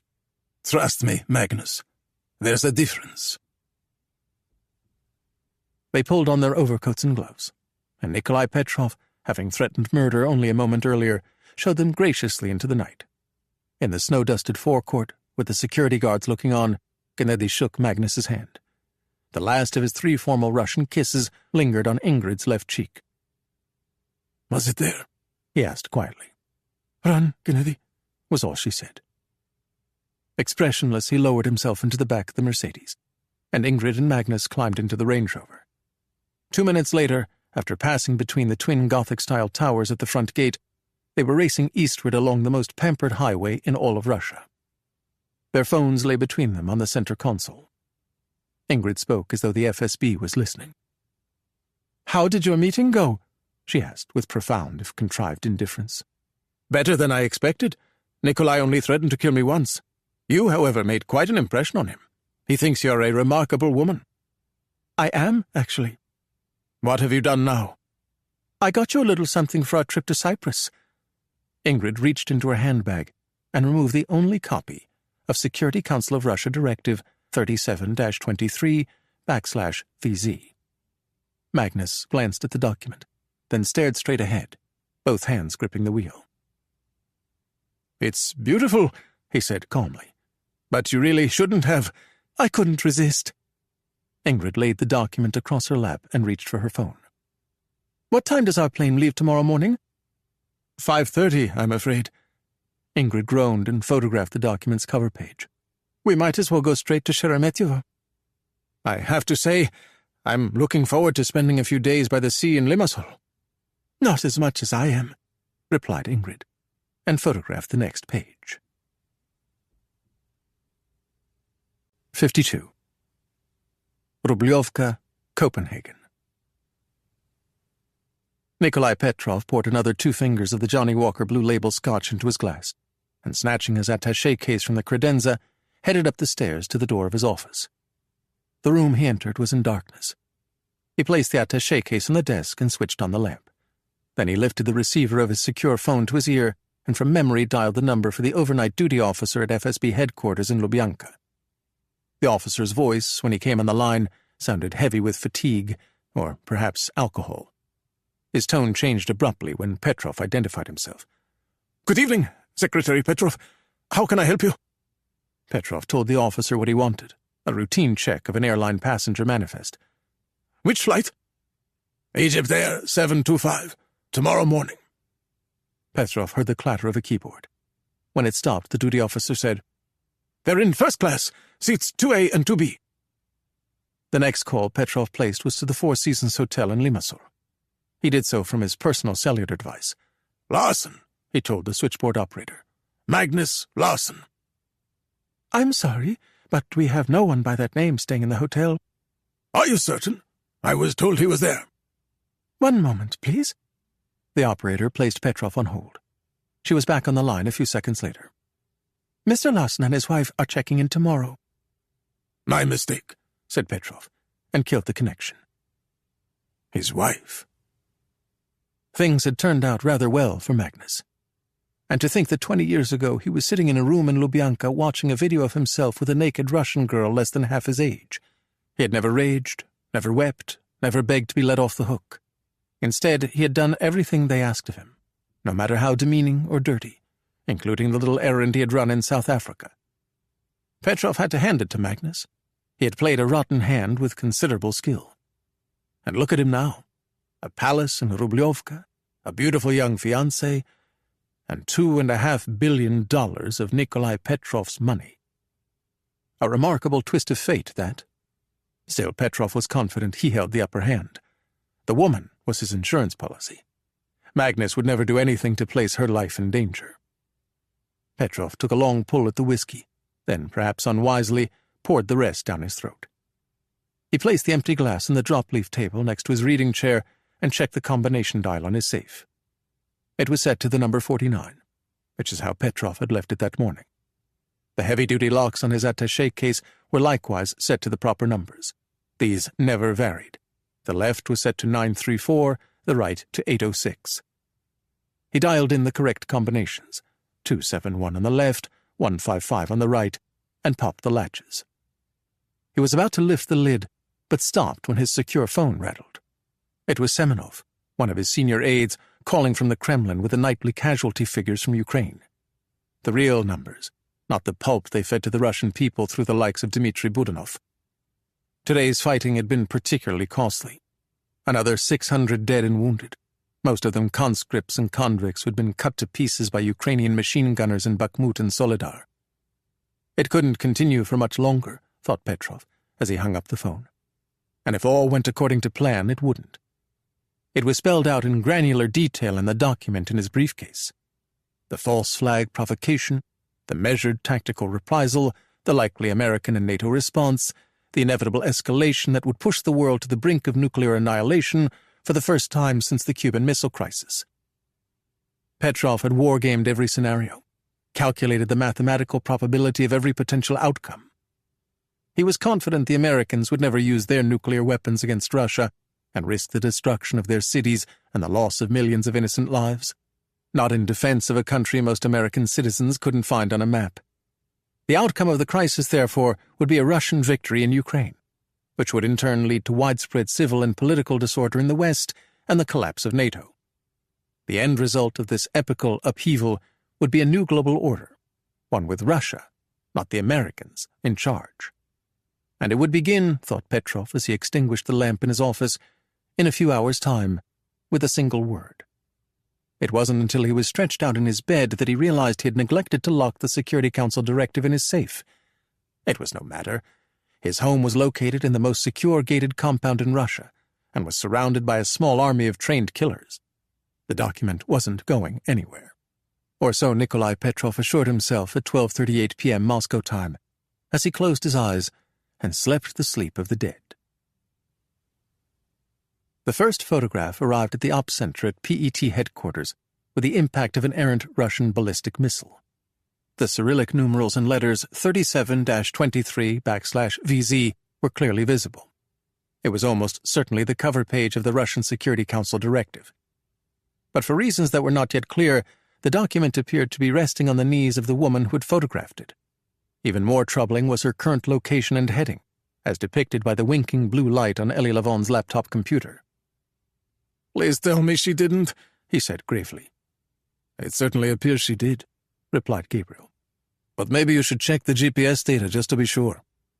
Lavon extracted the coordinates embedded in the image. "She did," he said. "She definitely did." Gabriel swore softly. Ingrid had removed the Security Council directive from Nikolai Petrov's mansion in Rubliovka. "How long do you suppose we have until he discovers it's missing?" "Who says he doesn't know already?" "She must have had a good reason." "Like what?" "We'll know in a minute, Ellie." Just then the next photograph hit their screens. It was the directive's opening page, a brief summary of what was to come. Lavon and Mikhail translated the material for Gabriel and Lars Mortensen. "Dear God," said the Danish intelligence chief. "And we haven't got to the good part yet," added Gabriel gloomily. "No," said Lavon, as the next page appeared on his computer. "But we're definitely getting warmer." "What does it say?" "It says that Ingrid needs to send us the rest of the document before Petrov finds her." The images began arriving at regular intervals, one page of the directive every 10 or 15 seconds. Gabriel fired them securely to Langley, where they were set upon by the analysts and translators of the Russia House. Within a few minutes, Adrian Carter's remaining hair was officially on fire, and with good reason. The directive left nothing to the imagination. It was a meticulously detailed blueprint for waging nuclear war in Ukraine, a war that would begin with a false flag provocation codenamed Plan Aurora. The hands of the doomsday clock, thought Gabriel, read 1 minute to midnight.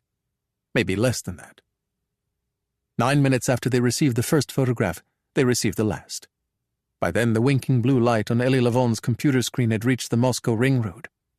5 minutes later, at 12:30 local time, it was headed north on the M11, the Moscow-St. Petersburg motorway. Google Maps estimated the driving time to Pulkovo Airport to be 7 hours. The chance of encountering snowfall along the way, according to the latest forecast, was 100%.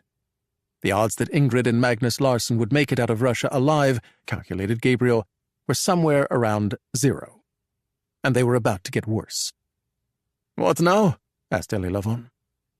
"Adrian wants me to get over to the American embassy so we can have a word in private over Langley's network." "About what?" Page 36 of the directive. Is it happening? It might be. You don't think the Americans— Yeah, Ellie. I think they are. With the exception of a brief diversion around the city of Tver and a zigzag through the lakes of the Valdajski National Park, it was essentially a straight line, radiating from the 11 o'clock position on the Moscow Ring Road and terminating at the southern gates of St. Petersburg. Hiding was impossible. There were tolls to pay and cameras monitoring the flow of traffic. At 1:20 a.m. on a miserable winter's night, it was a trickle. Magnus was sailing along at 115 kilometers per hour and making excellent time. Ingrid switched off his phone and removed the SIM card. "Pull over." Why? "Because you can't read while driving." Do you think that's wise? "Your phone is disabled." What about yours? "It's not connected to the cellular network." Magnus guided the Range Rover onto the verge and braked to a halt. Then he peered into the side view mirror, his left hand resting on the latch. What on earth are you waiting for? A behemoth Russian truck thundered past in a swirling cloud of snow and road salt. Does that answer your question? Asked Magnus, and climbed out. Ingrid slithered over the center console and settled behind the wheel. Magnus, after passing through the glare of the Range Rover's headlamps, took her place in the passenger seat. Frowning, he said, "I think I liked you better when you were my adoring secretary." Ingrid quickly adjusted the seat and mirrors and pressed the accelerator to the floor. The road before her was empty and brightly lit. For now, at least, it was free of snow and ice. Magnus switched on the overhead reading lamp and held up the Security Council directive. "First things first." "It wasn't in the safe." "Where was it?" "His attaché case." "Why didn't you photograph it?" "There wasn't time." "Your instructions were quite specific, as I recall." "Nikolai Petrov took that document to his meeting with the Russian president tonight for a reason." "And you can be bloody well sure he's wondering where it is now." "Unless he doesn't realize it's missing." "He'll find out soon enough." Magnus opened the Security Council directive and began to read. After a moment he whispered, "Dear God in heaven." "What does it say?" "It says you did exactly the right thing tonight, Miss Sorensen." 53. Copenhagen Station. Ordinarily, it took 15 minutes to traverse the 10 kilometers separating PET headquarters and the American Embassy on the Daghammarskjold Allee. But Gabriel's driver made the trip in less than 10. Paul Webster, the CIA's Copenhagen station chief, was waiting in the lobby. His leather Oxford squeaked as he led Gabriel down a deserted corridor to the entrance of his secure realm. Inside, he fired up an encrypted video link to Langley. Adrian Carter appeared on the screen a few minutes later, his fate taut with tension. "You were saying?" asked Gabriel. "Page 36, repeated Carter. "The part about how these crazy fuckers are planning to erase one of their own villages with a false flag nuclear attack. It's a nothing little place about an inch from the Ukrainian border called Maximov." "But the crazy fuckers didn't say when the attack was going to happen." "That's true, but they were very specific about the staging point. Sokolovka. A real garden spot," said Carter. "Paul has a satellite image to show you." The station chief was sitting in front of a computer just out of camera range. With a few clicks of his mouse, he brought up the photo. "What am I looking at?" asked Gabriel.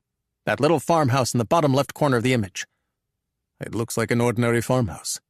"That was how it looked the day the war began. But this is how it looked yesterday." Webster brought up another image on his computer. This time there were 2 giant Kamaz military trucks parked outside the farmhouse in the rutted yard. They were surrounded by a dozen or so heavily armed men. "It doesn't look so ordinary now, does it?" "No," agreed Gabriel. "And neither do those Russian soldiers." "My guys feel the same way. They think they might be Spetsnaz GRU. The Spetsnaz GRU were the elite special forces of Russia's military intelligence service. If you look closely, you can see that they've established a perimeter around that corrugated metal outbuilding. There's another Kamaz truck in there. Interestingly enough, it looks like a commercial truck. That's the one we're worried about." "If you hit that building—" "That's not the plan," interjected Carter. "What is the plan?" "We're keeping a very close eye on it." "How's the satellite coverage?" "Suffice it to say, we have more assets in the region than we have publicly acknowledged. If that truck leaves the farm, we're going to be watching. And if it makes a stop in Maximov, the Ukrainians are going to light it up with several HIMARS missiles. With our considerable assistance, of course." Driving time from Sokolovka to Maximov? Approximately 2 hours, which means we'll have plenty of warning. How long will it take the missiles to reach the target? 10 minutes. We're confident they can destroy the weapon without triggering a secondary nuclear detonation. You will, however, trigger a Russian response. A response, added Gabriel, that will include an assessment of how it was that the Ukrainians knew about the plot. All the more reason you need to get your friends out of the country as quickly as possible. They're trying, Adrian. Where are they now? Approximately halfway between Moscow and St. Petersburg. How's the weather at the airport? You're the director of the CIA. You tell me. I think there's at least a 50% chance they should consider alternative travel arrangements. I'd say it's closer to like 75. Options? Ask the Ukrainians to light up Nikolai Petrov's place in Rublevka, preferably before he realizes his directive is missing. Be careful what you wish for, said Carter, and the screen went dark. Gabriel stared at the satellite photo. A busted-down old farm in the middle of nowhere. 2 giant Kamaz trucks in the rutted yard, another Kamaz in the outbuilding. That was the truck Langley was worried about. That was the one with the bomb. The 16 men billeted at the farmhouse in the hamlet of Sokolovka were attached to the 3rd Guards Spetsnaz Brigade, an elite reconnaissance unit of the GRU. Their commanding officer was Captain Anatoly Kruchina, a veteran of the wars in Chechnya and Syria, and one of the mysterious little green men who had seized Crimea in 2014. Thus far, Kruchina's most significant contribution to the so-called special military operation had come in Bucha, where he had helped the 234th Air Assault Regiment slaughter several hundred innocent civilians. It had been a nightmare, the worst atrocity he had ever witnessed. But war was war, especially when it involved Russians. Kruchina and his unit were ordered to take up residence at the farmhouse in late November. The white Kamaz truck had arrived 2 days later. In the back was a cylindrical object about 3 meters in length, mounted to a steel frame and connected by a coiled wire to an external power source. Kruchina had not been told the nature of this peculiar-looking object, only that he was to allow nothing to happen to it, and that he must never, under any circumstances, throw the switch on the external power supply. As instructed, he had placed the truck in the farm's corrugated metal outbuilding and padlocked the door. And there the thing had sat for the better part of the last 2 weeks, watched over by 16 of the GRU's most highly trained operatives. The only break in the monotony had come the previous afternoon, and they received a surprise visit from the director of the GRU himself, General Igor Belinsky. He had been dressed in the uniform of a lowly colonel and accompanied by 2 engineers in civilian garb. They had inspected the object in the back of the truck and checked the battery level in the external power supply. Then the director of the GRU had told Anatoly Kruchina that he had been chosen to carry out the most important mission of the special military operation in Ukraine, perhaps the most important in the history of the GRU itself. It was not a complex assignment. All Kruchina had to do was drive the truck to the village of Maximov, leave it at a Lukoil petrol station, and throw the switch on the power supply. Detonation would occur 30 minutes later, but by then Kruchina would be long gone. Another GRU operative would be waiting to spirit him safely out of the blast zone. Upon the successful completion of his mission, Kruchina would be promoted to the rank of colonel and awarded the GRU's highest citation. His future, the director assured him, was luminous. How many will die? General Belinsky had shrugged. They were only human beings, after all. But they're Russian citizens. So were the people in those apartment buildings back in 99. 300 were killed, just to make certain that Volodya won that first election. At the conclusion of his briefing, General Belinsky had given Kruchina a parcel of civilian clothing. He was to remain in place at the farm until receiving the order to proceed. It would come from General Belinsky himself, and would be preceded by the code word Aurora. Belinsky anticipated the transmission would occur sometime after 6 in the morning. He suggested that Kruchina try to get some rest. It was essential that nothing go wrong. He would need to be at his very best. But it was now nearly 5 a.m., and Anatoly Kruchina had not slept a minute. He was seated at the wobbly linoleum table in the kitchen, dressed in the civilian clothing, a lethal papirosa burning between the first and second fingers of his right hand. His eyes were fixed on his secure satellite radio, which was resting on the table before him, next to the key for the padlock on the corrugated metal outbuilding. His thoughts were focused on a single question. Why Captain Anatoly Kruchina, the grim reaper of Grozny, the butcher of Bucha? What had he done to deserve this great honor?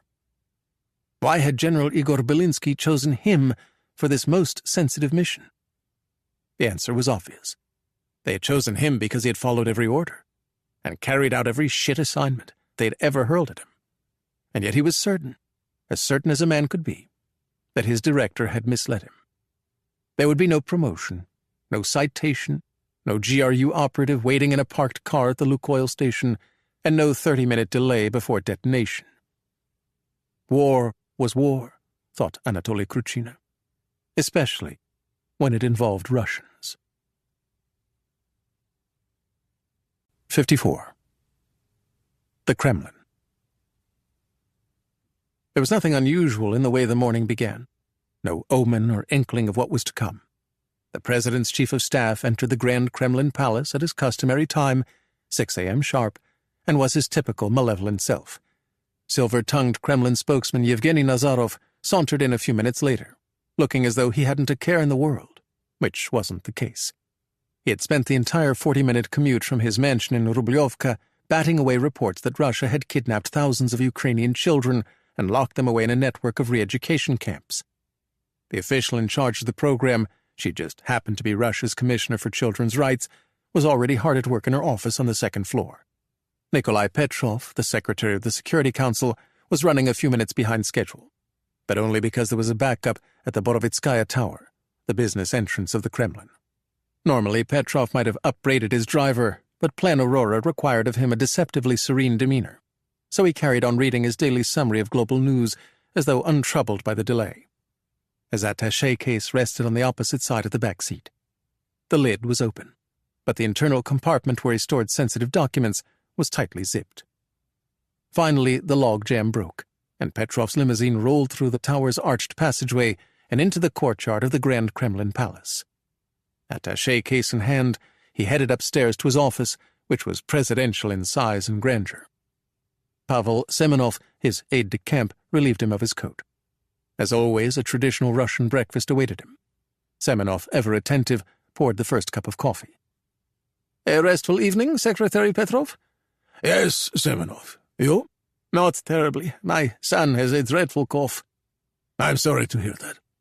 Petrov placed the attaché case on his desk and popped the latches. "Nothing serious, I hope?"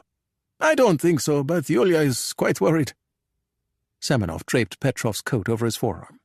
"Is there anything you require for the morning staff meeting?" "Some breakfast and a few moments to gather my thoughts."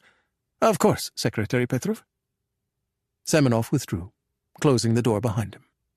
Alone, Petrov sat down at his desk and lifted the receiver of his secure phone. With the press of a button, he rang General Igor Belinsky. The director of the GRU emitted his standard monosyllabic greeting. "How was your trip yesterday?" asked Petrov. "I couldn't get out of that shithole fast enough." "You have a good man to handle the delivery?" "A very good man. He's waiting for the order." "Then perhaps you should issue it." "Are you sure, Secretary Petrov?" "I'm sure." "And the state president?" "He gave his approval last night." "In that case, Secretary Petrov, please give me the proper code word, just so there are no misunderstandings later." "Aurora." "I beg your pardon?" "Aurora," repeated Nikolai Petrov, and hung up the phone. In the hamlet of Sokolovka, the wind was raging, and there were gritty pellets of snow in the air. Head down, Anatoly Kruchina trotted across the frozen mud of the yard to the door of the corrugated metal outbuilding. The two men guarding it were half dead with cold. Kruchina informed them that they were relieved of duty, then rammed the key into the padlock. The damn thing was so frozen it took Kruchina a minute to wrench the shackle from the body, and another minute to roll aside the rusted door. The flat-nosed cab-over-cabin of the CAM AZ-43114 filled nearly the entire opening. Kruchina shimmied past the heavy-duty bumper, slamming his left eye into the mirror in the process, and opened the driver's side door. There was a built-in step at the front of the cab, about 3/4 of the way up the wheel. Kruchina put his left foot on it, and swearing softly in anger, hoisted himself into the cabin. His eye was throbbing painfully. His first wound of the entire campaign. Hardly an auspicious start to his historic mission. What was next? An empty fuel tank? A dead battery? He managed to close the cabin door without causing further injury to himself and placed his SATCOM radio on the passenger seat. The key was in the ignition. Kruchina gave it a twist to the right, and the engine roared to life. A moment later, he was headed west along a frozen single-lane road bound for the Ukrainian border. It took only 5 minutes for word of the truck's departure to reach Gabriel in the PET's ops center in suburban Copenhagen. It was Adrian Carter, in veiled language, who delivered the news. The truck had left the farmhouse at 6:12 a.m. If the border town of Maximov was its destination, it would arrive sometime between 8 and 8:15. The instant the truck stopped, the HIMARS missiles would go up. And 10 minutes after that, they would come down again. At which point, Gabriel told Lars Mortensen after the call, Nikolai Petrov and his friend Vladimir Vladimirovich will go positively apeshit. They might assume the device malfunctioned. Unless Russian air defenses detect the Ukrainian missile launch, then they'll know exactly what happened. Elie Lavon was staring at the winking blue light on his computer screen. Where are they now? Asked Gabriel. About an hour and 15 minutes south of Pulkovo, which means they'll be on board their plane before the missiles come down on that truck. I rather doubt that. Lavon pointed toward the computer screen. Pulkovo had just put in place a complete ground stop. Might I suggest an alternative? There are none, Elie. Lavon glanced at Lars Mortensen. We could use the Danish consulate in St. Petersburg as a lifeboat. We might get them into the consulate, said Mortensen, but it will take years to get them out again. Then I suppose we're left with only a single option. Lavon enlarged the map on his computer screen and pointed out a spot northwest of St. Petersburg. Gabriel looked at Mortensen. I need a plane. 55. Maximov. The Lukoil petrol station was about 1,000 meters from the now meaningless border between Russia and Ukraine's Donetsk Oblast. Anatoly Kruchina arrived at 8:19 a.m. Not bad given the terrible road conditions, he thought, but a few minutes behind schedule. He parked the truck at the edge of the broad tarmac and killed the engine, reveling in the sudden silence.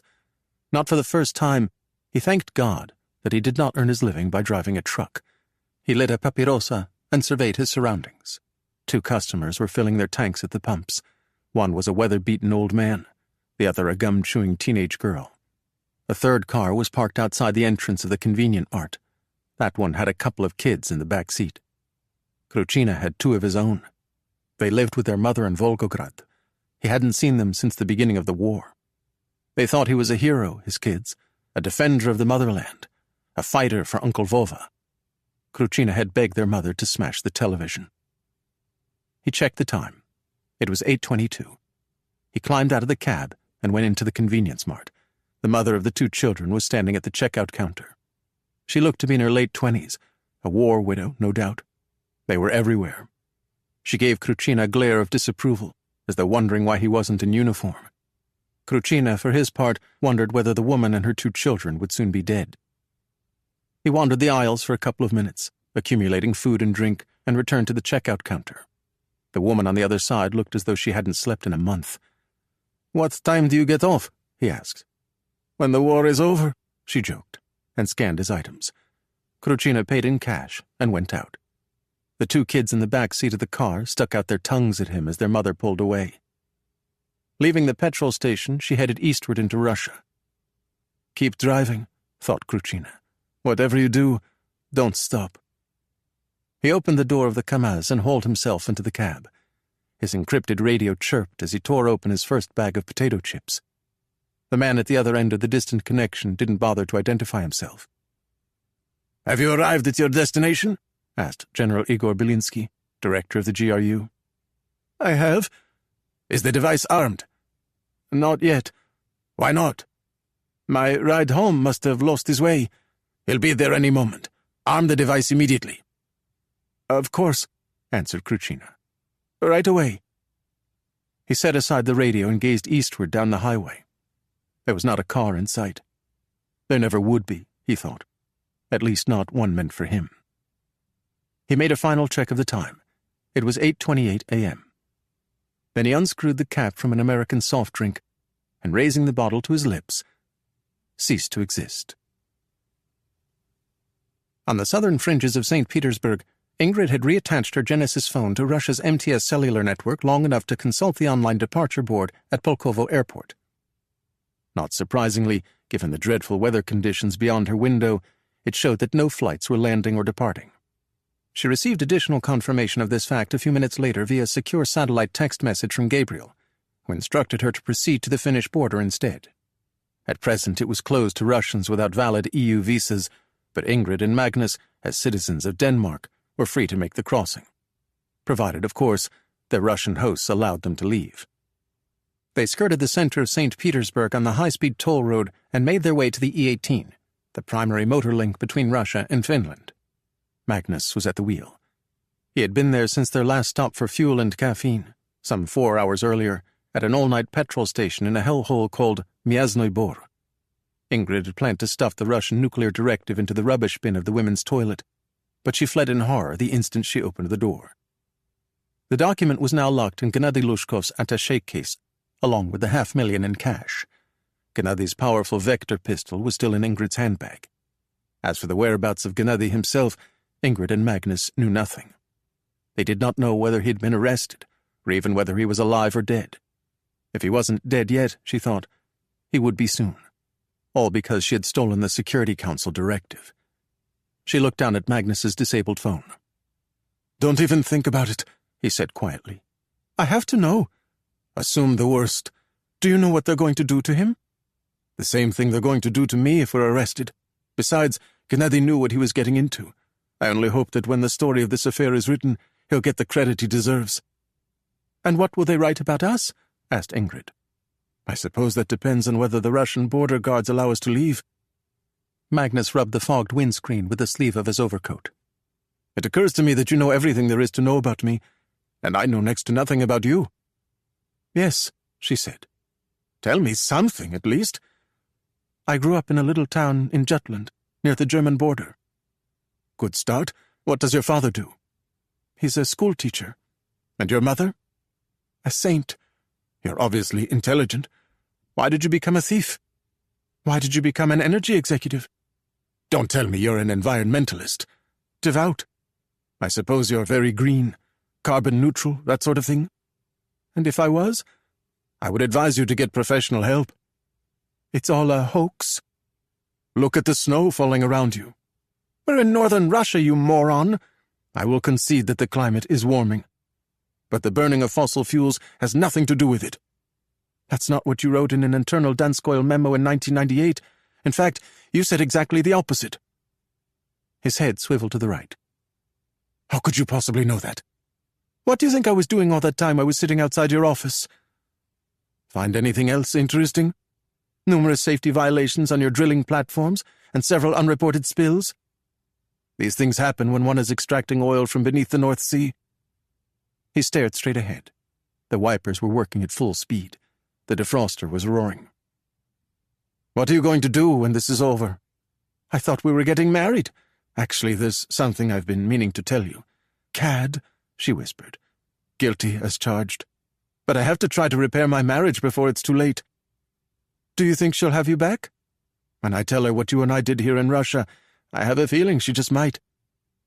Ingrid removed the ring from her finger. "Keep it," said Magnus. "It will give you something to remember me by." The weather was growing worse by the minute. Ingrid switched on the radio. The hosts of the program sounded apoplectic. "What are they talking about?" she asked.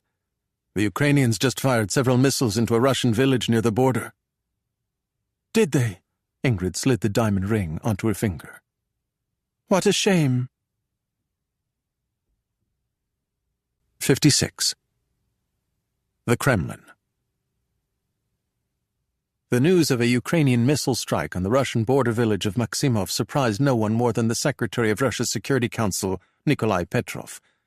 At first he assumed that the reports were mistaken. His opinion changed, however, when he saw the cell phone video on NTV. It was clear that the damage was the result of conventional weapons, and not a low-yield nuclear device assembled from decades-old South African highly enriched uranium.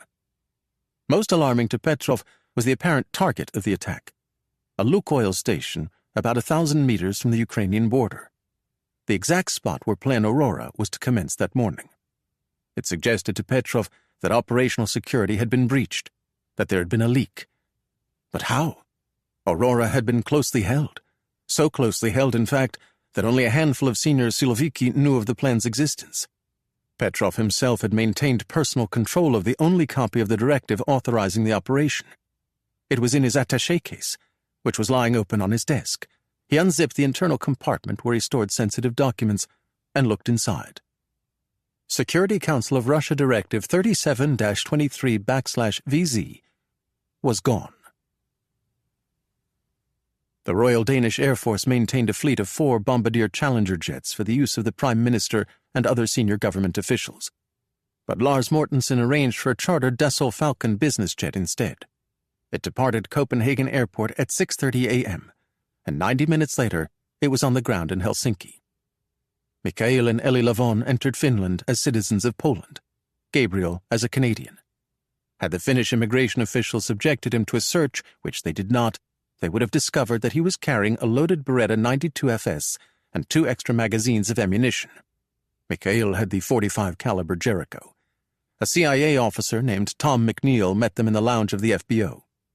McNeil looked more Finnish than the Finns and spoke the language like a native. He addressed Gabriel in English, with the accent of a native New Yorker. "We put 3 HIMARS missiles directly on the target. There was no secondary detonation of the fissile material, and only limited collateral casualties." "Any Russian reaction?" "Not yet." The FBO had arranged for a car, an Audi Q5 crossover SUV. Mikhail slid behind the wheel, Tom McNeil into the passenger seat.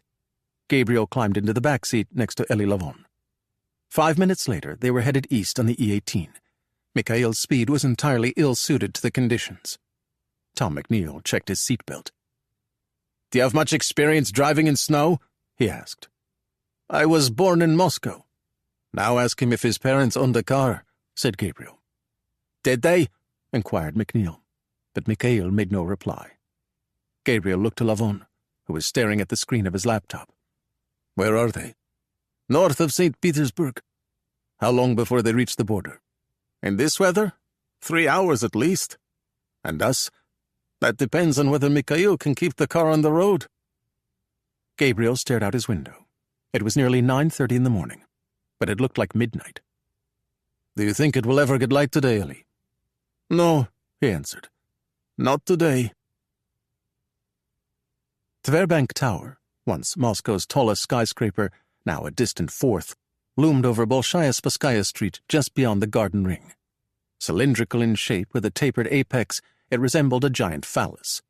Or so complained the critics when Tverbank chairman Gennady Luskov unveiled a scale model of the building at a glitzy press event attended by several Kremlin luminaries, including the Russian president. Gennady's office was on the top floor, the 54th.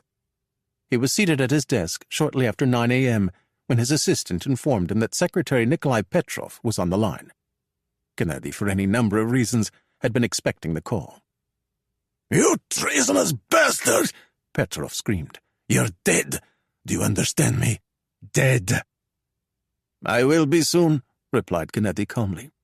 "But what seems to be the trouble?" "She stole a document from my briefcase last night." "Who, Nikolai?" "That woman you brought into my home." "Miss Sorensen? Have you taken leave of your senses?" "The document was in my briefcase when I arrived home, and it was not in my briefcase when I arrived at the Kremlin this morning." "Tell me something, Nikolai. Was the attaché case in question locked?" "Of course." "Then how do you suppose Miss Sorensen was able to steal it?" "She must have picked the lock somehow." Gennady exhaled heavily. "You really have to pull yourself together, Nikolai. The country is depending on you. Haven't you seen the news? The Ukrainians just attacked a village near the border. Though one can only wonder why they would waste precious missiles on a petrol station." "Where are they, Gennady?" "The Ukrainians? They're in Ukraine, Nikolai. If there are any left, that is." "Magnus Larsen and the woman," said Petrov. "In bed asleep, I imagine." "Why didn't they go to the airport?" "Because they had the good sense not to. Have you seen the weather? Now, if you'll excuse me, our man in Dubai is eagerly awaiting the first wire transfer." "That money isn't going anywhere, except to another bank," added Petrov. "I'm giving it to Yuri at VTB." You've already signed the transfer orders. I'm afraid it's too late. The bullet is in the chamber, so to speak. Tear up those transfer orders, you bastard! If you insist, said Gennady. But I'll require your signatures on the cancellation order. It shouldn't take more than a few minutes. What time should I expect you? After enduring yet another torrent of abuse, Gennady rang off and immediately dialed Magnus Larsson. The call went straight to voicemail. Magnus, it seemed, had wisely switched off his mobile phone. The manager of the FBO at Pulkovo Airport, however, answered Gennady's call without delay. The news was not promising. The weather had forced the airport to impose a full ground stop. The FBO expected conditions to improve around midday, but commercial flights would receive priority. It would be early evening, the manager predicted, before private aircraft received a departure slot, which meant that Magnus and Ingrid were now trapped inside Russia. Gennady had bought them a few additional minutes, but surely not enough time to make their escape. What they required was a guarantee of safe passage from a powerful member of the Silviki, someone like the Secretary of Russia's Security Council. Gennady was confident there was a deal to be made. All he required was a bit of leverage. And so it was that Gennady Lushkov, with a single phone call to an underling many floors below, transferred the lion's share of Nikolai Petrov's personal wealth, 205 billion Russian rubles, none of it rightfully his, to an account held by one Raisa Lushkova at the Royal Gulf Bank of Dubai. Petrov was automatically notified of the enormous transaction via email. He rang Gennady seconds after receiving it. Where's my money, you bastard? Didn't you review the email, Secretary Petrov? Your money is at Royal Gulf Bank, but it won't stay there long, and when it's gone, you'll never find it. Unlike you, I'm very good at hiding things. What do you want? I promise that you and your friends at the FSB will make no attempt to prevent Magnus Larsson and Miss Sorensen from leaving the country. I don't suppose they're in their bed in Rubliovka? No. Where are they headed? I haven't a clue. Best guess? Kazakhstan, said Gennady. My money's on Finland. You don't have any money, Nikolai. There was a long silence. Transfer the money to VTB Bank, said Petrov at last, and I'll let them go. Other way around. Let them go, and I'll transfer the money. And then you can do with me as you please. Don't worry. I intend to. The connection went dead. Gennady dialed Magnus's number again, but there was still no answer. He needed to tell them that it was safe to cross the border. He had only one option. He found the main number online and dialed. A cheerful-sounding woman answered in American-accented English. "Embassy of the United States." My name is Gennady Lushkov. I am the chairman of Tverbank and an asset of the Central Intelligence Agency, codenamed Komarovsky. Now listen carefully. 57. Southern Finland. It sounded too crazy not to be true. At least that was the conclusion of the embassy operator, who had heard a great deal of Russian-accented nonsense over the phone line since the beginning of the so-called special military operation in Ukraine. She immediately passed the message to her superior. It was more or less a word-for-word transcription of what Mr. Lushkov had said, and the superior ran it upstairs to the office of the deputy chief of mission. It meant nothing to the DCM, but he had the good sense to bring it to the attention of the CIA station chief, who put it in a flash cable to the Russia House at Langley, which bounced it back across the Atlantic to Helsinki. It would be another 5 minutes before the news reached Tom McNeil via an encrypted email. It stated that Gennady Lushkov, the founder and chairman of Tverbank, and a CIA asset codenamed Komarovsky, had somehow managed to arrange safe passage from Russia for Ingrid and Magnus Larsson, doubtless at enormous personal risk to himself. McNeil was elated by the news, Gabriel less so. Experience had taught him that deals with Russians invariably went sideways, oftentimes as a result of nothing more than blinding Russian incompetence. He would therefore refrain from any celebration or expression of relief until his two assets were safely across the border. He did, however, inform them of the encouraging development, with a clandestine satellite message sent to Ingrid's Genesis secure communications device. Her reply was instant. "Well?" asked Elie Lavon. "She wants to know whether she should try to carry the directive across the border. Could be a deal-breaker. It would be nice to have the real thing, though, don't you think?" "Too risky," said Lavon. Gabriel sent the message. His phone pinged with a reply a moment later. She's inclined to keep it. What a surprise! Another ping. What is it now? Asked Lavon. Apparently she also has $500,000 in cash. Really? Where do you suppose she got it? Gabriel slipped the phone into his pocket. I'm afraid to ask. McNeil had the private cell number for the director of Finland's Security and Intelligence Service. He dialed it when they were about an hour from the border and informed the director that 2 blown CIA assets were headed his way. They're Russians, these assets of yours? Danes, actually. Names? I'd rather not identify them over an insecure connection. Since they're blown, Mr. McNeil, I don't think it's a problem. McNeil recited the 2 names. The Magnus Larsson? In all his glory. The Finnish intelligence chief, whose name was Teppo Vasala, wished to be accommodating, but he was also eager to keep his country out of a shooting war with the Russians. These days it was his primary obsession. And you're certain they've been granted safe passage? He asked. As certain as we can be. I'll believe it when I see it. But if the Russian border service allows them to pass through the checkpoints on their side of the border, we will of course allow them to enter Finland. You have our gratitude, said McNeil. How close are Larsson and the woman to Finland? 90 minutes. I assume you'd like to greet them when they make the crossing? They've had a long and difficult night. I'll have to arrange it with the border guard. How many in your party?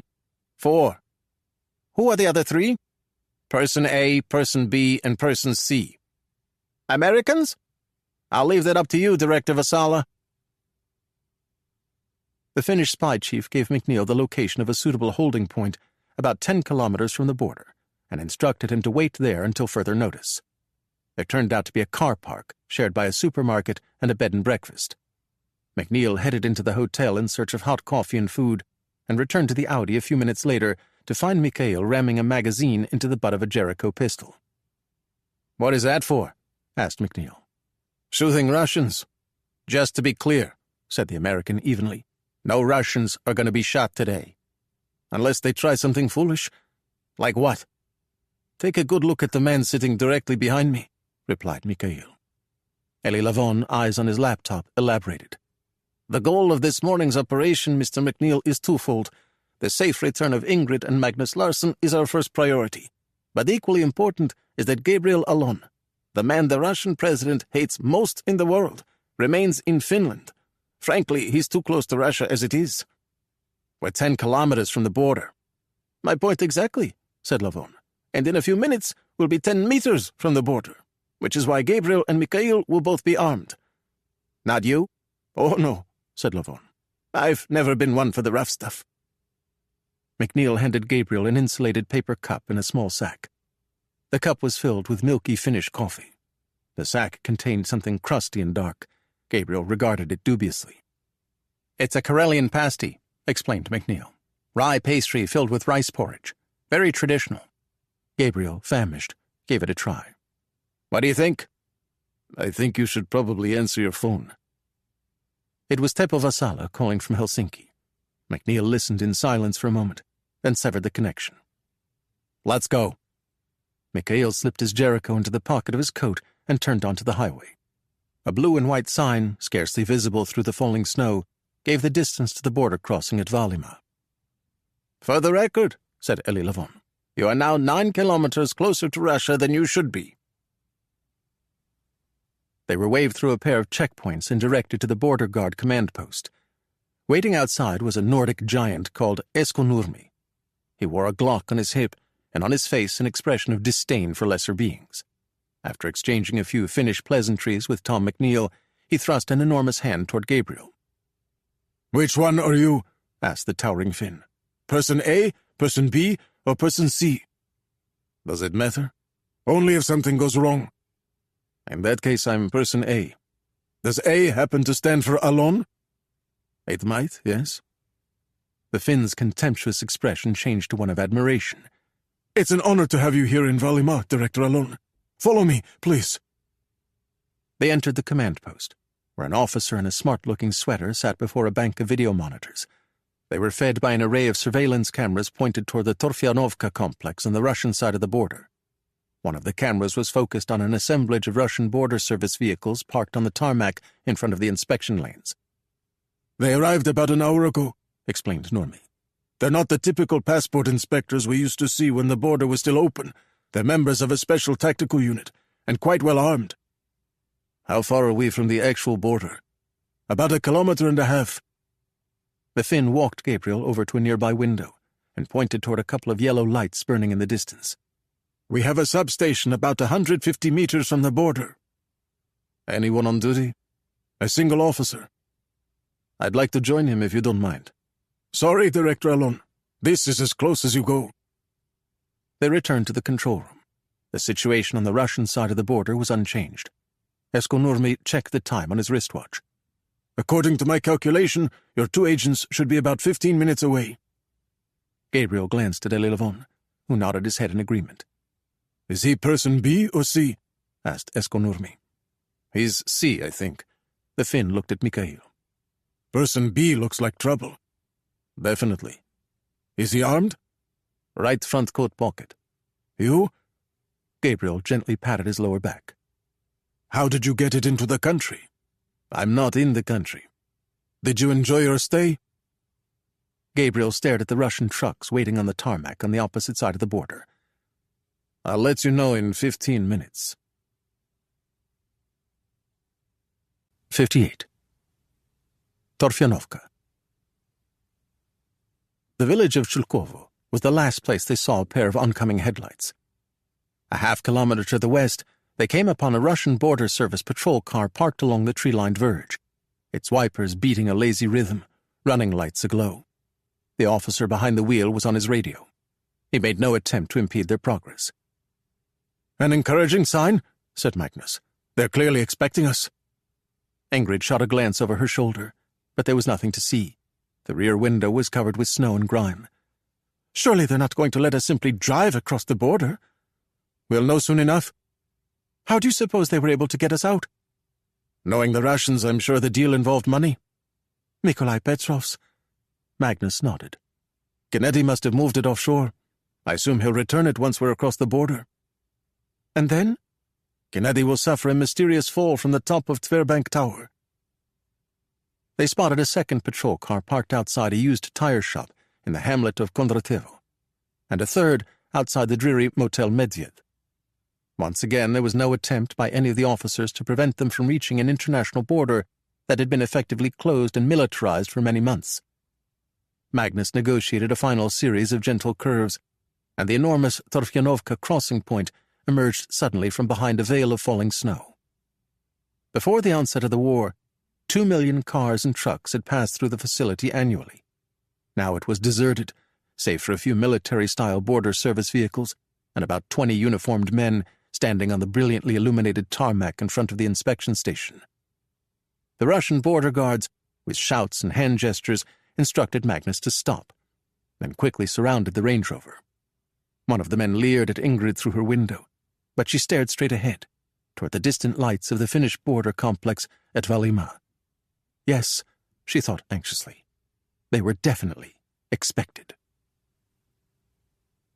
In the Finnish command post 4 kilometers to the west, Gabriel watched the video images of the impasse on the Russian side of the border with increasing alarm. One of the Russians was pacing the tarmac, a radio to his jaw. The others were standing like statuary around the motionless Range Rover. Eskonurmi was right. They were no ordinary passport stampers. "Looks like there's a snag," remarked the Finn. "There usually is when Russians are involved." They watched the video transmission for another minute. "Maybe we should run down the hill to the substation," said Normie, "just to be on the safe side." "It might be a good idea to bring along person B as well," said Gabriel.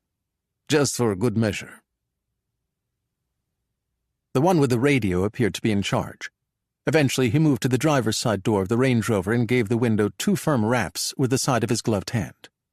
Magnus lowered the window a centimeter or 2. "What seems to be the problem? We were given assurances by friends in Moscow that we would be allowed to cross the border." The remarks provoked a tirade from the Russian on the other side of the glass. Magnus provided a simultaneous Danish translation for Ingrid. "He says that no one in Moscow could have given us such assurances because the border crossing is closed. He says we have entered a restricted military zone and are now subject to arrest." "Try showing him your passport." Magnus slid his dark red Danish passport through the narrow breach. "My name is Magnus Larsson. I'm the CEO of Dansk Oil." The Russian accepted the passport, and with his heavy gloves turned clumsily through the pages. Then he handed the document to a colleague and said something to Magnus in Russian. He translated the instructions for Ingrid. "He wants to see your passport as well." Ingrid handed it over, and Magnus in turn slid it through the opening. The Russian's inspection of the passport was brief. Then he stepped away from the door and spoke a few more words in terse Russian. They required no translation. The border guard wanted Magnus to get out of the Range Rover. "Don't even think about opening that door," said Ingrid. "If you do, you're dead." And then they would kill her as well, but only after they'd had a little fun with her. She reckoned the one standing at her window would be the first in line. He was pulling at the latch, trying to open her door. Ingrid ignored him. She was watching a pair of headlights moving down the slope of the hill on the Finnish side of the border. She removed the Genesis phone from her handbag and reconnected it to the MTS cellular network, all while the man at the window was screaming at her in Russian. "He'd like you to put away your phone," said Magnus. "I gathered that." The Genesis had acquired a signal, weak but sufficient to make a call. She dialed a number from her contacts and lifted the phone to her ear. Gabriel answered at once. "Is that you I see on the other side of the border?" she asked. Where else would I be? "Are you aware of our situation?" My view is distant and somewhat obstructed. "They're telling us that there was never a deal to let us leave Russia. They'd like us to get out of the car so they can arrest us. I could be mistaken, but I think they have other plans." You're not mistaken, Ingrid. "Any advice?" The connection was lost before he could answer. Ingrid returned the Genesis to her handbag and wrapped her hand around the butt of the Vector pistol. Then she looked at Magnus and said, "Drive." Gabriel slipped his phone into his coat pocket and drew the Beretta from the waistband of his trousers. Mikhail drew his gun as well, then looked at Eskonurmi. What are you waiting for? Normie went into the substation and emerged a moment later with a Heckler & Koch G36 assault rifle. Together they walked the 150 meters down to the border. Normie carved a line in the snow with the barrel of his HK. If either one of you sets foot on the other side, you're on your own. Mikhail placed a toe on Russian soil, then withdrew it to the Finnish side of the frontier. He's trouble, said Eskonurmi. Yeah, agreed Gabriel. But you haven't seen anything yet. It was perhaps not surprising, given the catastrophic performance of Russian troops in Ukraine, that the 16 border service officers surrounding the Range Rover at the Torfyanovka crossing point blundered in the dispersal of their forces, placing 4 men at the stern of the vehicle and only 2 at the prow. Magnus Larsson's sudden acceleration took both of the men unawares, and both soon found themselves beneath 6,000 pounds of British-made automotive machinery. Their colleagues didn't bother with a verbal command for Magnus to stop. Instead, they immediately opened up with their Russian-made assault rifles, shattering the Range Rover's rear window. Ingrid swung to her left and returned fire with the Vector, sending the startled Russians diving for cover. "You might want to hold on to something," shouted Magnus.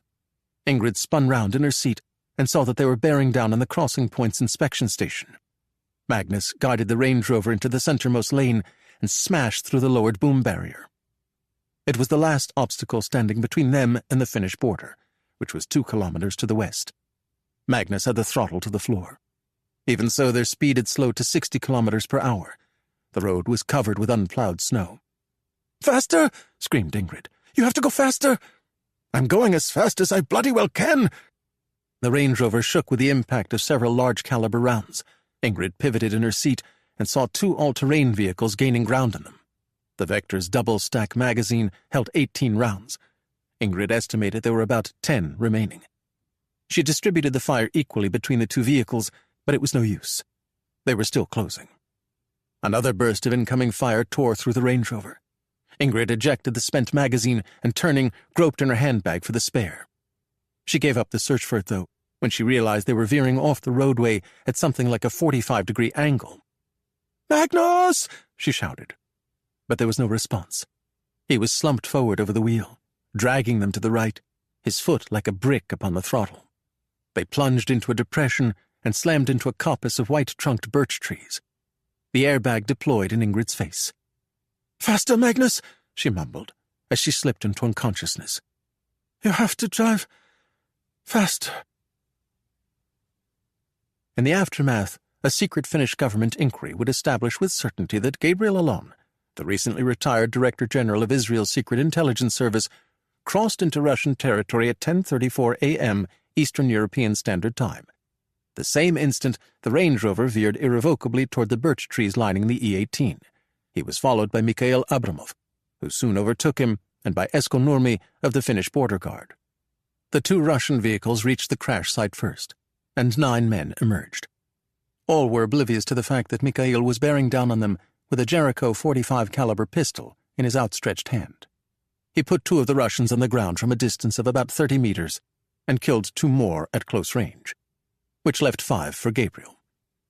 It was a bit like that morning in the woods of central Germany. 1 in each corner of the target, another in the pushpin. 5 dead Russians in the blink of an eye. Esko Nurmi never fired a shot. Instead, he opened the driver's side door of the Range Rover and extracted Magnus Larsson as though he were made of papier-mâché. Gabriel went to the opposite side of the vehicle and hauled open the passenger door. Ingrid was crumpled on the floorboard, semi-conscious, drenched in blood. Gabriel searched for a bullet wound, but couldn't find one. The blood was Magnus's. Mikhail joined Gabriel next to the Range Rover and looked inside. What a fucking mess. Help me get her out. They lifted Ingrid from the car and propped her upright in the snow. The directive, she murmured. Where is it? She gave him no answer. Where, Ingrid? Attaché case. Mikhail found it resting on the floor of the back seat. The weight of the bag suggested it contained more than merely a Russian government document. What about the Genesis? Asked Gabriel. My handbag, she said. It was lying on the front floorboard next to the gun that Ingrid had used to fight for her life. The weapon was a Russian-made SR-1 Vector. Where in the hell did she get that? Asked Mikhail. Gennady, she answered. Mikhail held up the attaché case. And the $500,000 in cash? She managed a half-smile. 7 in the corner pocket. Gabriel reached a hand into the Range Rover and removed Ingrid's bag. The Genesis was inside. He slipped the device into his coat pocket and looked at Mikhail. Carry her up to the border. No, she said. I can walk. Gabriel and Mikhail each threaded an arm around her waist, and they started up the slope of the hill. The Valimak crossing point was awash in flashing blue emergency light. Esko Nurmi, with Magnus Larsson draped across his massive shoulders, was nearly across the border. Behind him stretched a trail of blood. Mikhail carried the attaché case in his free hand. You know, he said, in all the years I've worked for the office, I have never once walked away from an operation with $500,000 in cash. Just make sure you're still wearing your watch when we reach Finland. Ingrid laughed in spite of herself. How can you make jokes at a time like this? Practice, replied Gabriel. Ingrid's step faltered. Poor Magnus, none of this would have happened if I hadn't taken the directive. We were able to stop the attack. You saved tens of thousands of lives last night. But the Russians are going to kill Gennady. She looked down at her blood-stained hands. He's going to die a terrible death because of me. Gennady knew the risks. Ingrid's head fell against Gabriel's shoulder. The toes of her suede boots were gouging parallel grooves in the snow. Am I still walking? She asked. You're doing beautifully. Where are we? Still in Russia. How long until we reach Finland? Gabriel looked at the flashing blue lights. Just a few more steps. 59. Novodevichy Cemetery. When Gabriel and Mikhail finally dragged Ingrid across the border, it was 10:42 a.m. in Finland. Tom McNeil immediately alerted Helsinki, and Helsinki passed the news to Langley, which fired it to Moscow. The station chief conscripted the same switchboard operator to phone Gennady Lushkov. She gave him a highly redacted version of the calamity at the Torfyanovka crossing point, enough to let him know it had not gone as promised. Perhaps not surprisingly, Gennady heard a far different version of the events when Secretary Nikolai Petrov phoned 20 minutes later. In Petrov's telling, the crossing had been unremarkable in every way save for its cordiality. He then demanded that Gennady return the money he had transferred to Dubai earlier that morning. Gennady replied by telling Petrov that his money was gone for good. We had a deal, and you broke it, Nikolai. They made it across the border. That's all that matters. What went wrong? Surely you must have some idea. I think you called the director of the FSB, and the director of FSB called Volodya, and then Volodya ordered them to be killed. Not bad, Gennady. By the way, you're next. How long do I have? Volodya has agreed to refrain from killing you until you give me my money. How sporting of him. What is his cut? $500 million. Is that all I'm worth? And what in the world does Volodya need with another lousy $500 million? It's not about the money, you know that. Volodya wants everything. Including Ukraine, said Gennady. Or are you the one who's really to blame for this nightmare? I want my money back, shouted Petrov suddenly. And you can have it, Nikolai. On one condition. You're in no position to make demands? Au contraire. What do you want? Gennady told him. How appropriate, said Petrov, and hung up the phone. He had been putting his affairs in order for some time now. God, how he hated the phrase. So there was very little left to do. A few final papers to sign, a couple of letters to post, a half-dozen telephone calls he had been meaning to make. He was careful about whom he rang and what he said. He didn't want anyone else to contract his illness. He even misled Raisa, promising to join her in exile in time for the winter holidays. How was his health? Never better. He took a final walk around the perimeter of his circular office, with its panoramic views of Moscow below, and from his preposterous desk removed a single item, which he wedged into the pocket of his overcoat. His bodyguards were in the anteroom outside his office, flirting with the youngest of his 3 personal secretaries. She thrust a stack of telephone messages into his hand and reminded him about his 3 p.m. conference call with several of Tverbank's biggest investors. He instructed her to cancel the call, but didn't explain why. The messages he stuffed in a rubbish bin on his way to the lift. Dead men, he thought, didn't return phone calls. The last ride in his Mercedes saloon car was pleasant enough, but the wrinkled woman at the ticket window of Novodevichy accepted his rubles with Soviet indifference. Behind the cemetery's red brick walls, the incessant din of Moscow receded. The snow covering the footpaths was untrampled. As Gennady walked among the dead, he thought about his favorite line from Zhivago, the line that had inspired him to embark on his treacherous path. To hope and to act, these are our duties in misfortune. He arrived at the grave of Gorbachev, destroyer of the Soviet Union, and at the stroke of 3 o'clock heard a commotion, something that sounded vaguely like the beating of wings. Turning slowly, he saw Nikolai Petrov and his security detail coming toward him through the evergreens. Behind them was a contingent of black-clad FSB thugs, the sort who dealt with traitors like Gennady. Petrov slowed to a stop about 10 meters from where he stood. His security detail hovered, overcoats open. The FSB thugs were content to remain in the background for now, like jackals, thought Gennady. His hands were now in the pockets of his overcoat. It was bitterly cold, after all, and he was unwell. His right hand was wrapped around the item he had removed from his desk. To hope and to act, these are our duties in misfortune. Petrov, mastermind of the Ukraine invasion, enabler of the Russian president's worst instincts, was staring at his wristwatch. Let's get on with it, shall we, Gennady? I've got to get back to the Kremlin. Still looking for that document you misplaced, Secretary Petrov? Gennady managed to smile. Security Council of Russia Directive 37-23/VZ. Petrov lowered his arm. Why did you do it? Why did you throw away your life? Because it was madness, and I was the only person in Russia who could stop you. You haven't stopped anything, you fool. I will do whatever it takes to win this war. And so must I, Nikolai. It was Volodya whom Gennady wanted to kill, but Volodya was now unreachable, so Petrov would have to do. It would have been quite easy to shoot him through his overcoat, like some movie gangster, he thought. But he drew the weapon instead, and eyed his quarry properly down the barrel. He never knew whether he managed to hit him, or even if he was able to pull the trigger. It was no matter. For one magnificent moment, he was a Russian hero, rather than a Russian villain. He had no idea how many times they shot him. It must have been 100 at least. But he felt nothing. He toppled to the flagstones before Gorbachev's grave, his cheek against the snow, and for an instant He thought he saw Petrov lying next to him. Then it grew dark, and some part of him rose and went for a stroll among the graves. He was a citizen of Novodevichy now. He had earned his place here. He had chosen to hope and to act. His misfortune required nothing less.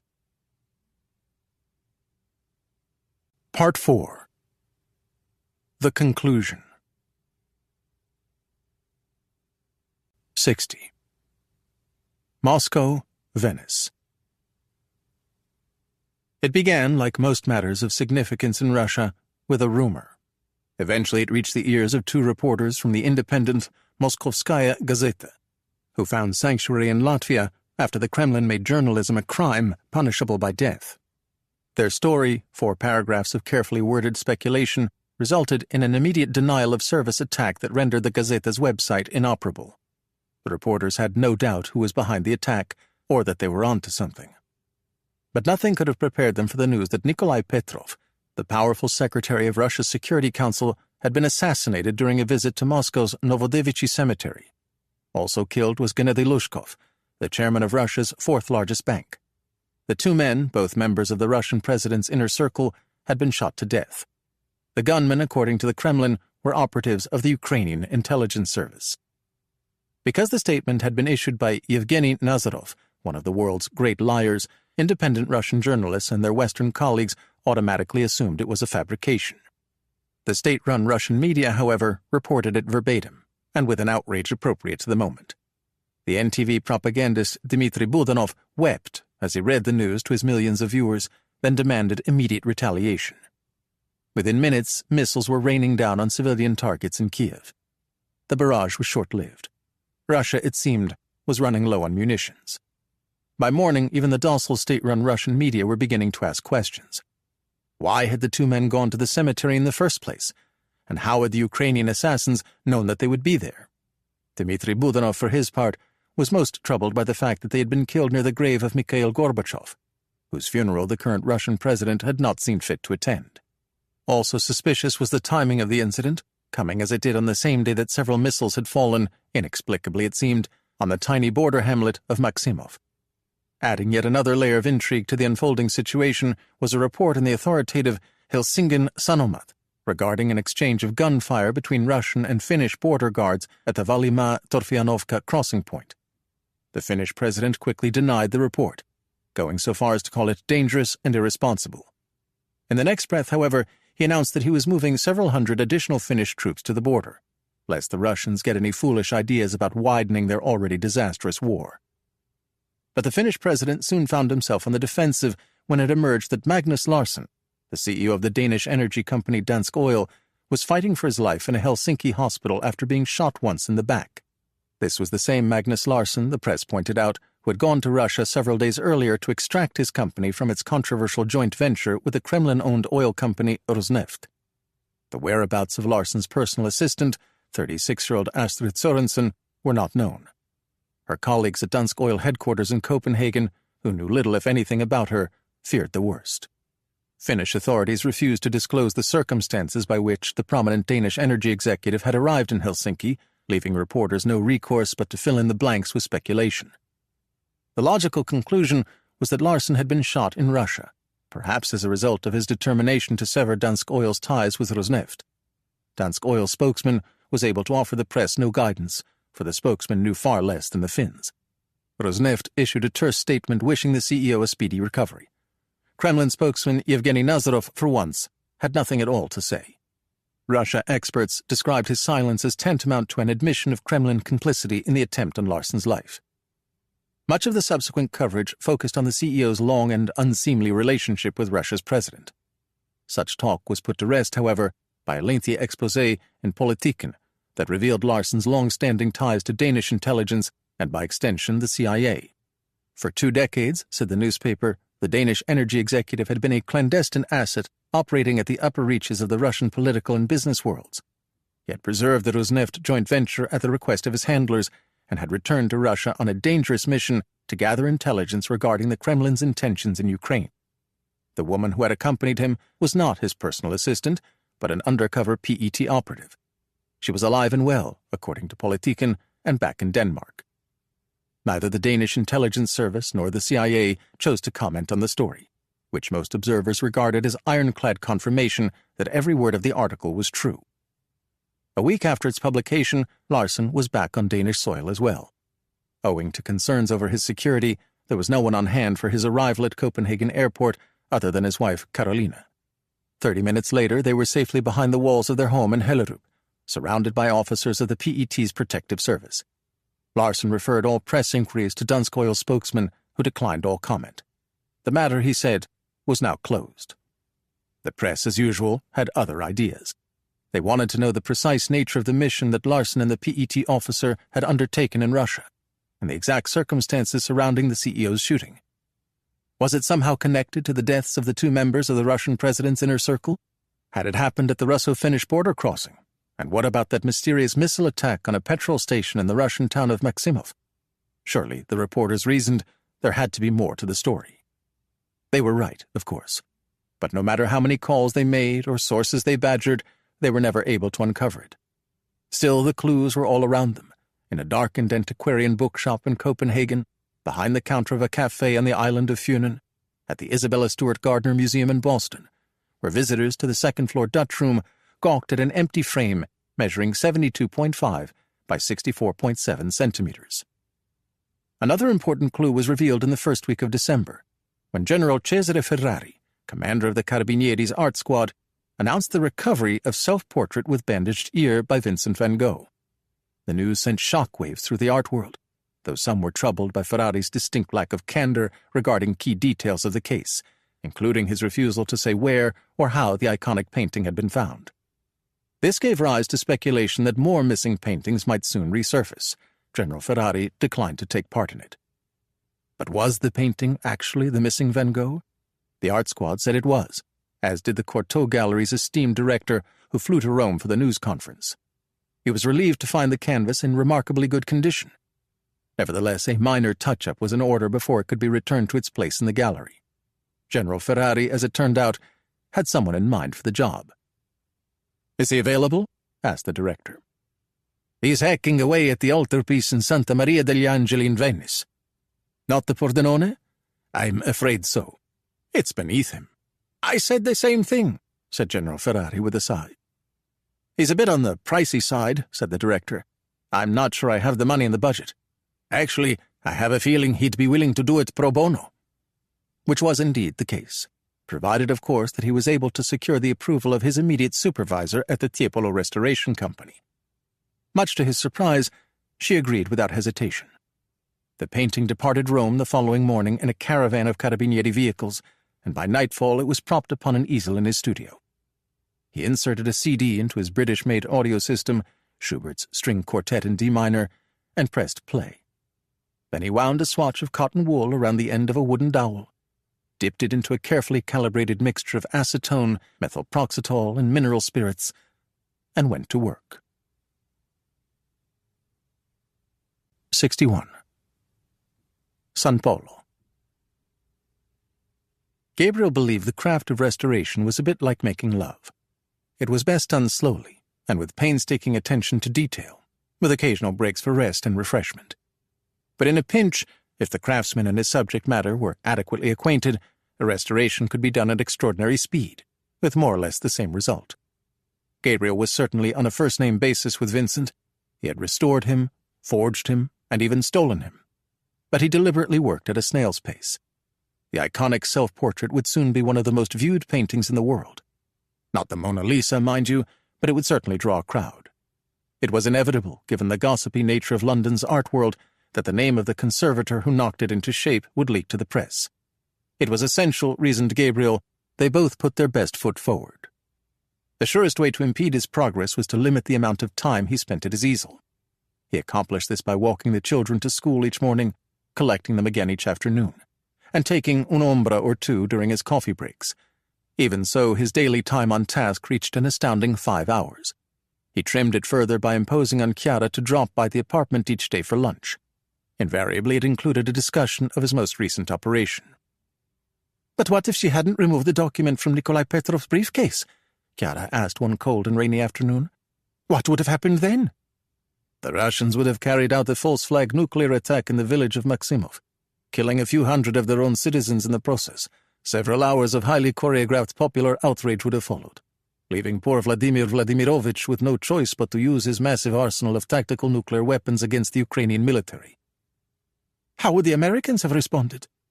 By destroying the Russian military in eastern Ukraine with an overwhelming conventional strike, leaving poor Vladimir Vladimirovich with no choice but to wipe Kiev from the map. At which point, said Gabriel, things would have become really interesting. A nuclear exchange between the United States and Russia? A distinct possibility. A professional thief saves the world. Is that what you're saying? The world isn't out of the woods just yet.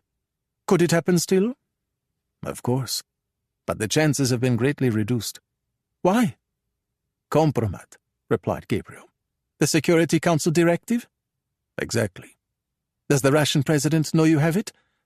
At my suggestion, Lars Mortensen of the PET presented a few pages of the document to the SVR resident in Copenhagen. He also gave the resident proof that the SVR was behind the disappearance of Rikke Strom. Which is why the Russians haven't exposed Magnus Larsson as a long-time Russian asset. Gabriel nodded. And Rikke's sister? Asked Chiara. Magnus made a rather large deposit recently in Katja's bank account.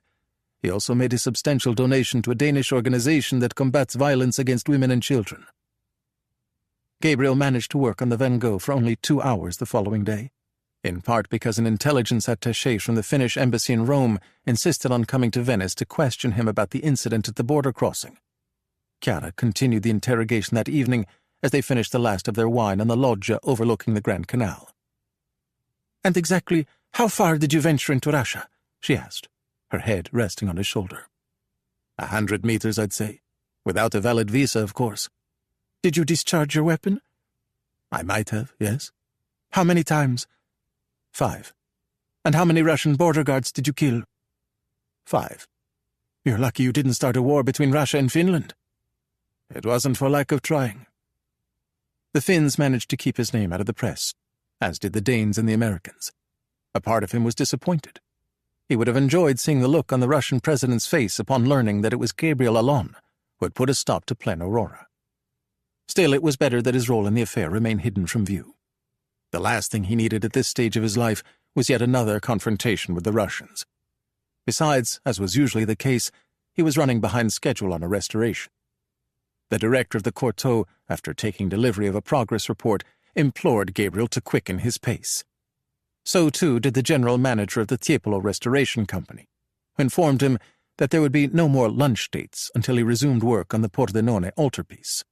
His time on task immediately leapt to an appalling 8 hours a day. In the late afternoon, when he longed to gaze upon his mother's face rather than Vincent's, he had only to look down at the child lying at his feet, a workbook open before her, a pencil in her fist. Only once did she attempt to ascertain the reason for her father's weeks-long absence from Venice. His answer, that he was attempting to prevent a cataclysmic release of greenhouse gases, met with a reproachful glare. "There's no need to be patronizing," she said. "Wherever did you hear a word like that?" She licked the tip of her forefinger and turned to the next page in her workbook. "Ultima Generazione is holding a protest in the Piazza San Marco this weekend. My friends and I are planning to attend." "Isn't Ultima Generazione the group that blocked traffic on the Via della Libertà a few months ago?" "They've assured the police that this protest will be entirely peaceful." Irene joined him before the canvas. "Why are his brushstrokes so thick?" "He painted straight from the tube, wet on wet, or as the Italians would say, alla prima. Sometimes he even used a palette knife rather than a brush. It gave his paintings a unique texture. It also makes them somewhat tricky to clean." Gabriel pointed toward the button on Vincent's jacket. "The surface grime and dirty varnish tend to hide in the hollows." "When will it be finished?" "The director of the Courtauld Gallery is picking it up on Friday." Which left Gabriel just 3 more days to make his deadline. Miraculously, the canvas had survived its theft and 2 illicit sales with only minor losses. He completed the in-painting on Wednesday, and on Thursday applied a new coat of varnish. He also produced an exact copy of the work, if only to demonstrate his ability, were he ever so inclined, to earn his living as an art forger. The director of the Courtauld Gallery arrived at the apartment early Friday afternoon to find both paintings on display in Gabriel's studio. Which one is the real Van Gogh? He asked. You're the expert. You tell me. The learned art historian considered his answer at length. Finally, he indicated the canvas on the left. Are you sure? Asked Gabriel. Positive, replied the director. The one on the right is an obvious copy. Gabriel turned over the version on the left, revealing a pristine canvas and modern stretcher. Don't worry.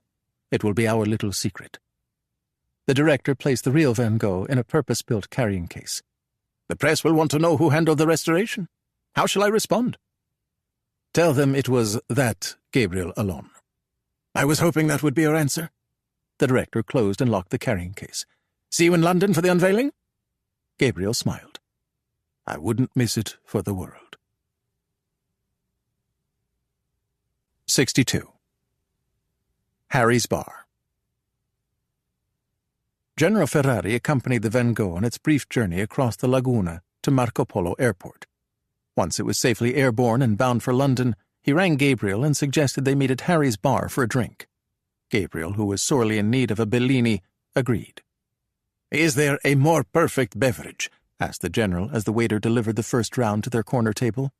No, said Gabriel. Nor is there a more perfect place to consume the perfect beverage. He glanced around the deserted bar. Especially in winter, when we Venetians have the city largely to ourselves. Ferrari raised his glass in salutation. The director of the Courtauld tells me that you had a little fun at his expense. The director of the Courtauld needs new eyeglasses. How many books on Van Gogh has he written?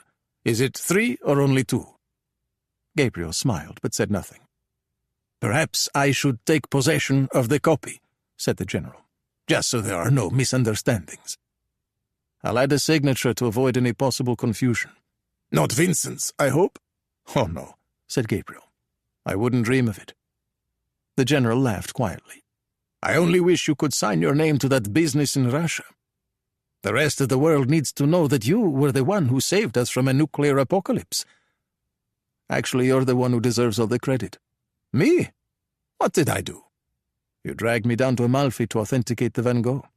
A pretext on my part. And a rather obvious one at that. I have to admit, your theory of the case turned out to be more accurate than mine. General Ferrari drew a surveillance photograph from his attaché case and laid it on the table. It depicted a man of perhaps 45 lunching in Amalfi's Piazza Duomo. He was accompanied by a fair-haired woman whose face was obscured by large sunglasses. Recognize him? It was Grigory Toporov, the SVR assassin Gabriel had killed in Kendestan. They entered Italy on Ukrainian passports, explained Ferrari. Evidently, they were posing as well-to-do residents of Kiev who had decided to flee their homeland rather than fight for it. They rented a rather substantial villa not far from Lucas Van Damme's. Interestingly enough, they left Amalfi quite suddenly on the night of the murder. Thief came to dinner. Thief stole painting. Russian assassin killed Van Damme. I'm afraid we can't prove it. Nor would we want to, said Gabriel. Because that would threaten to unravel your elaborate cover-up of what really happened. Thief stole painting. Thief saved the world. With the help of the Danish energy executive who commissioned the theft on behalf of his masters in Moscow. And now the Danish energy executive is being treated like a conquering hero. And the thief is in hiding at her luxury villa on Mykonos. How much did she make on the deal? 10 million for the job in Amalfi, and another 10 million shooting pool in Moscow. The general frowned. And who says crime doesn't pay? You were the one who granted me the power of absolution. In exchange for information leading to the recovery of the concerts by Johannes Vermeer. Needless to say, the painting is still missing. What about Coetzee? I gave his name and description to the South African authorities and asked them to quietly pursue the matter. They informed me yesterday that they've been unable to locate him. Ferrari shook his head slowly. He and his partner made out rather well, didn't they? $1 billion and one of the world's most valuable paintings. But the unaccounted-for 8th South African nuclear weapon has been taken off the black market. And the best part is that the operation was financed by the Kremlin. But what about the Vermeer? Gabriel made no reply. Is there no chance that you would consider going to South Africa to look for it? Asked Ferrari. I'm afraid I have pressing business here in Venice. Finding a buyer for your latest forgery? preventing my daughter from getting arrested at tomorrow's Ultima Generazione protest in San Marco. She's an activist, your daughter? Irene? She's a true radical. And you? I'm worried about the world we're going to leave her, Cesare. If anyone can repair it, my friend, it's you. Gabriel raised his glass. What do you think the carbon footprint of a Bellini is? Quite small, I imagine. In that case, we should probably have another round. General Ferrari signaled the waiter. I suppose there are worse ways for a story to end. Wouldn't you agree? Yes, said Gabriel. Much worse. Il Gazzettino seemed to think there was going to be trouble. The mayor agreed, and beseeched his citizenry to avoid San Marco at all costs. It was all the encouragement Gabriel needed to forbid his daughter to attend. His wife appealed to him to reconsider. Please, Gabriel, the child has her heart set on it. Is there no way I can talk you out of this? Said the man who just returned from Russia. But I was saving the world. Now it's Irene's turn. Can't we just have lunch instead? First we'll let Irene and her friends save the world. Then we'll all have lunch. I'll make a reservation. Where shall we go? We haven't been to Arturo in ages. They rode to San Marco on a number 1, and arrived at the piazza to find several thousand protesters gathered at the foot of the Campanile. Chiara and Irene joined the brightly clothed throng, but Gabriel and Raphael wisely withdrew to a table at Café Florian, where they would have a ringside seat if things got interesting. Raphael had brought along his math homework, leaving Gabriel with nothing to do except imagine what would happen if a nuclear weapon were to land in the middle of the enormous square, or on Independence Square in Kiev, or Freedom Square in Kharkiv. He realized after a moment that his son was staring at him with his long-lashed, jade-colored eyes. "What are you thinking about?" asked the boy. "Nothing at all." "That's not possible," said Raphael, and resumed his work. The mayor's warning notwithstanding, the demonstration was entirely peaceful. Speakers spoke, a chant was chanted, a song was sung, a beautiful rendition of John Lennon's Imagine that filled the piazza from the Basilica to the Museo Correr. When it was over, Chiara and Irene made their way to Florian. So did 4 of Irene's classmates, all of whom, it turned out, would be joining the Alon family for lunch at Vini da Arturo. It was located on the Calle dei Assassini. Gabriel telephoned during the walk from San Marco to alert the proprietor that their party of 4 had unexpectedly grown to 8. The confines of the cramped dining room required adults and children to sit at separate tables. The proprietor suggested a fixed menu for the children that sounded so enticing that Gabriel and Chiara ordered it as well. They scarcely spoke during the meal, preferring instead to eavesdrop on the conversation at the opposing table. "Do you hear that?" asked Chiara. "Your children have lost any trace of an accent. They're Venetians now." "Are they happy here?" "They are now that you're home again. But they were miserable while you were away, Irene especially." "Is it my imagination, or does she have some idea what I was doing?" "She's unusually observant, your daughter, and quite serious. They both are. I have no doubt they're going to lead lives similar to yours." "I beg of you not to let that happen." Chiara smiled sadly. "Why must you always make light of your accomplishments?" "Because I'm endlessly bored by people who dwell on theirs, and because I sometimes wish that you had been born in Berlin, and that your name had been Frankel instead of Alon, that you had attended the finest art academy in Germany, and had become an important German painter, that your mother hadn't spent the war in Birkenau, and that your poor father hadn't been killed in the 6-Day War." "You forgot to mention Vienna." "But that's who you are, Gabriel." "Ellie says I have an uncontrollable need to repair things." "Why do you think your daughter insisted on coming to the demonstration?" "She's contracted my disorder." "Along with your brilliance, and your decency, and your sense of right and wrong." "I worry about her." "She worries about you, too." "Why?"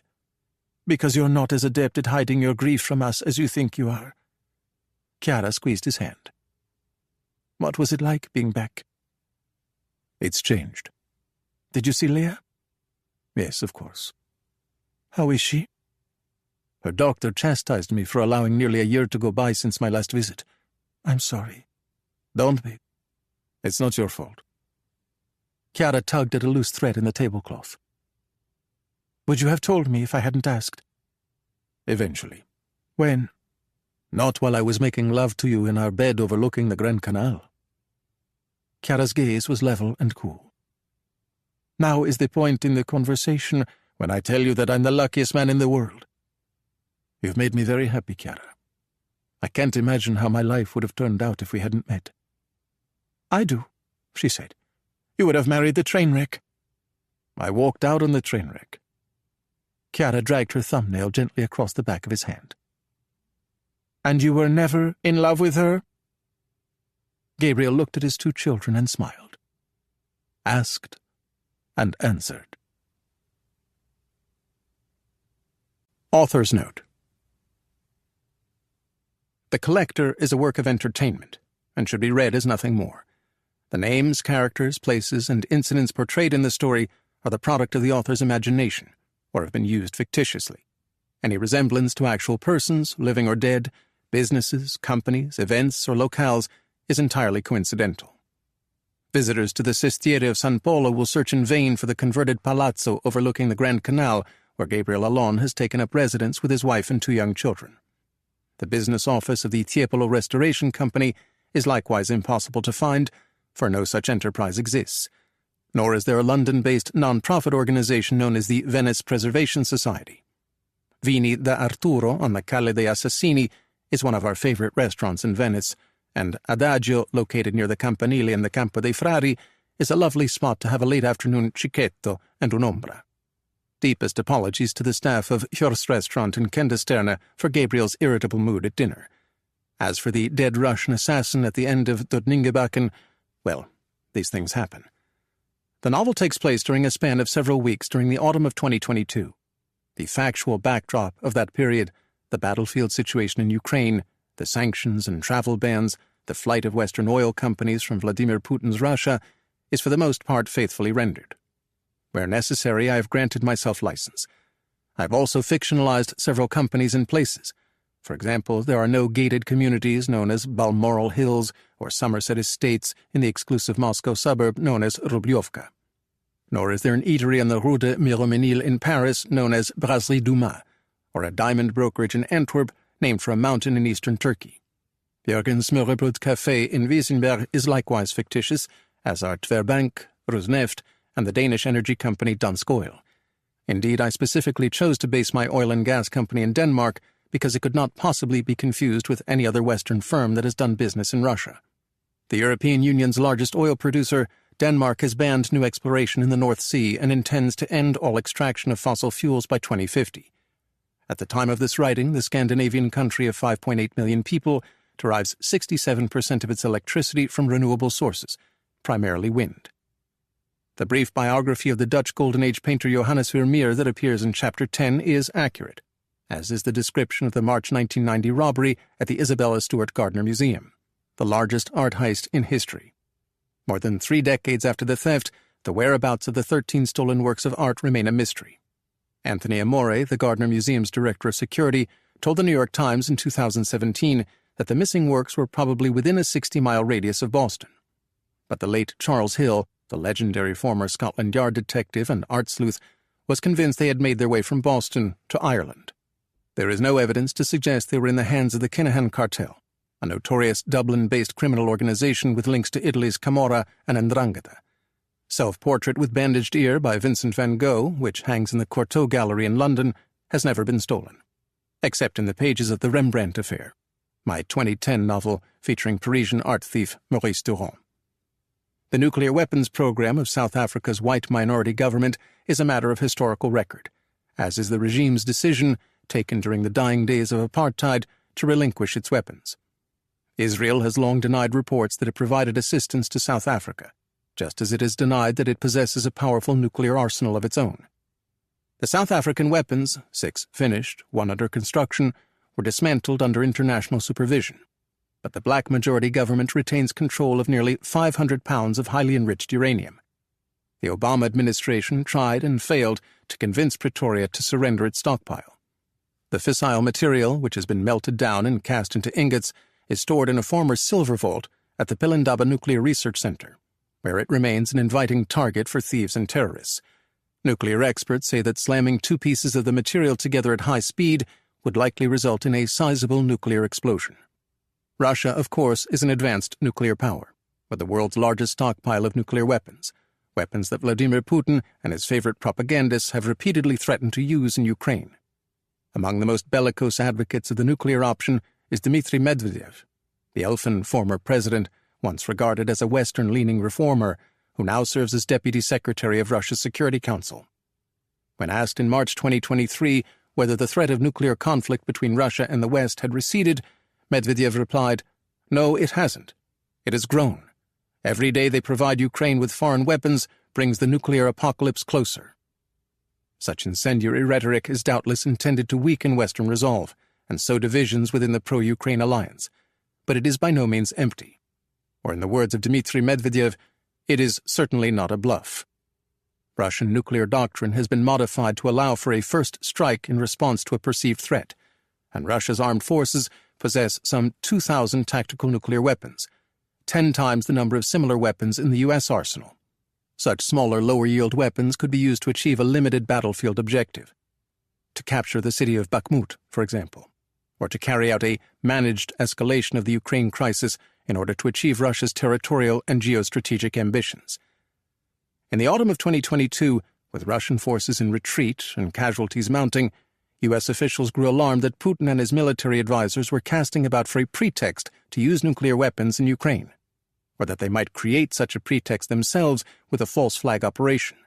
Tensions escalated after Russian Defense Minister Sergei Shoigu telephoned foreign NATO counterparts, including U.S. Defense Secretary Lloyd Austin, to say that Ukraine was preparing to detonate a dirty bomb on its own territory and blame the attack on the Kremlin.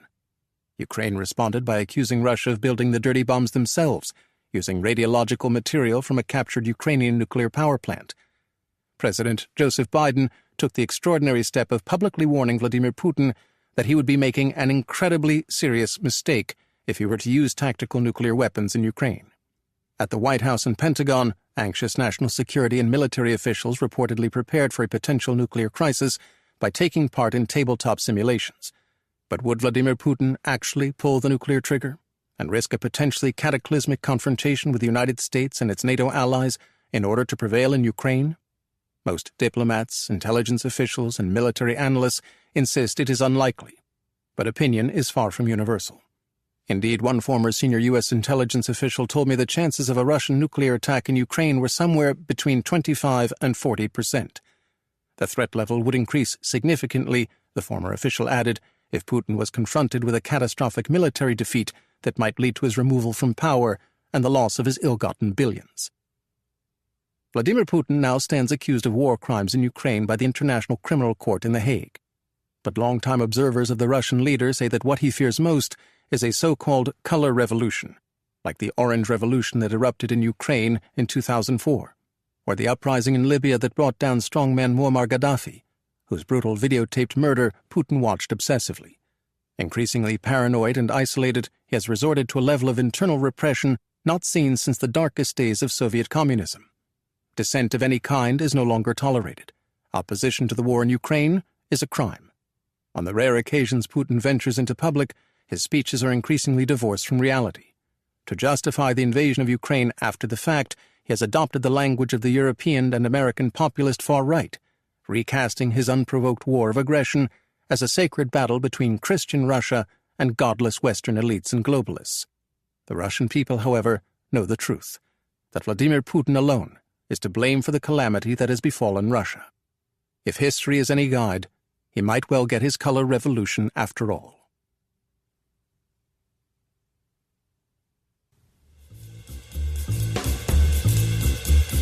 This is Eduardo Ballerini. We hope you've enjoyed this unabridged production of The Collector, a novel by Daniel Silva, presented by HarperCollins and Harper Audio. This program was produced by John Marshall Media. Executive producer, Haley Silverman. Text copyright 2023 by Daniel Silva. Production copyright 2023 by HarperCollins Publishers. All rights reserved. Thank you for listening.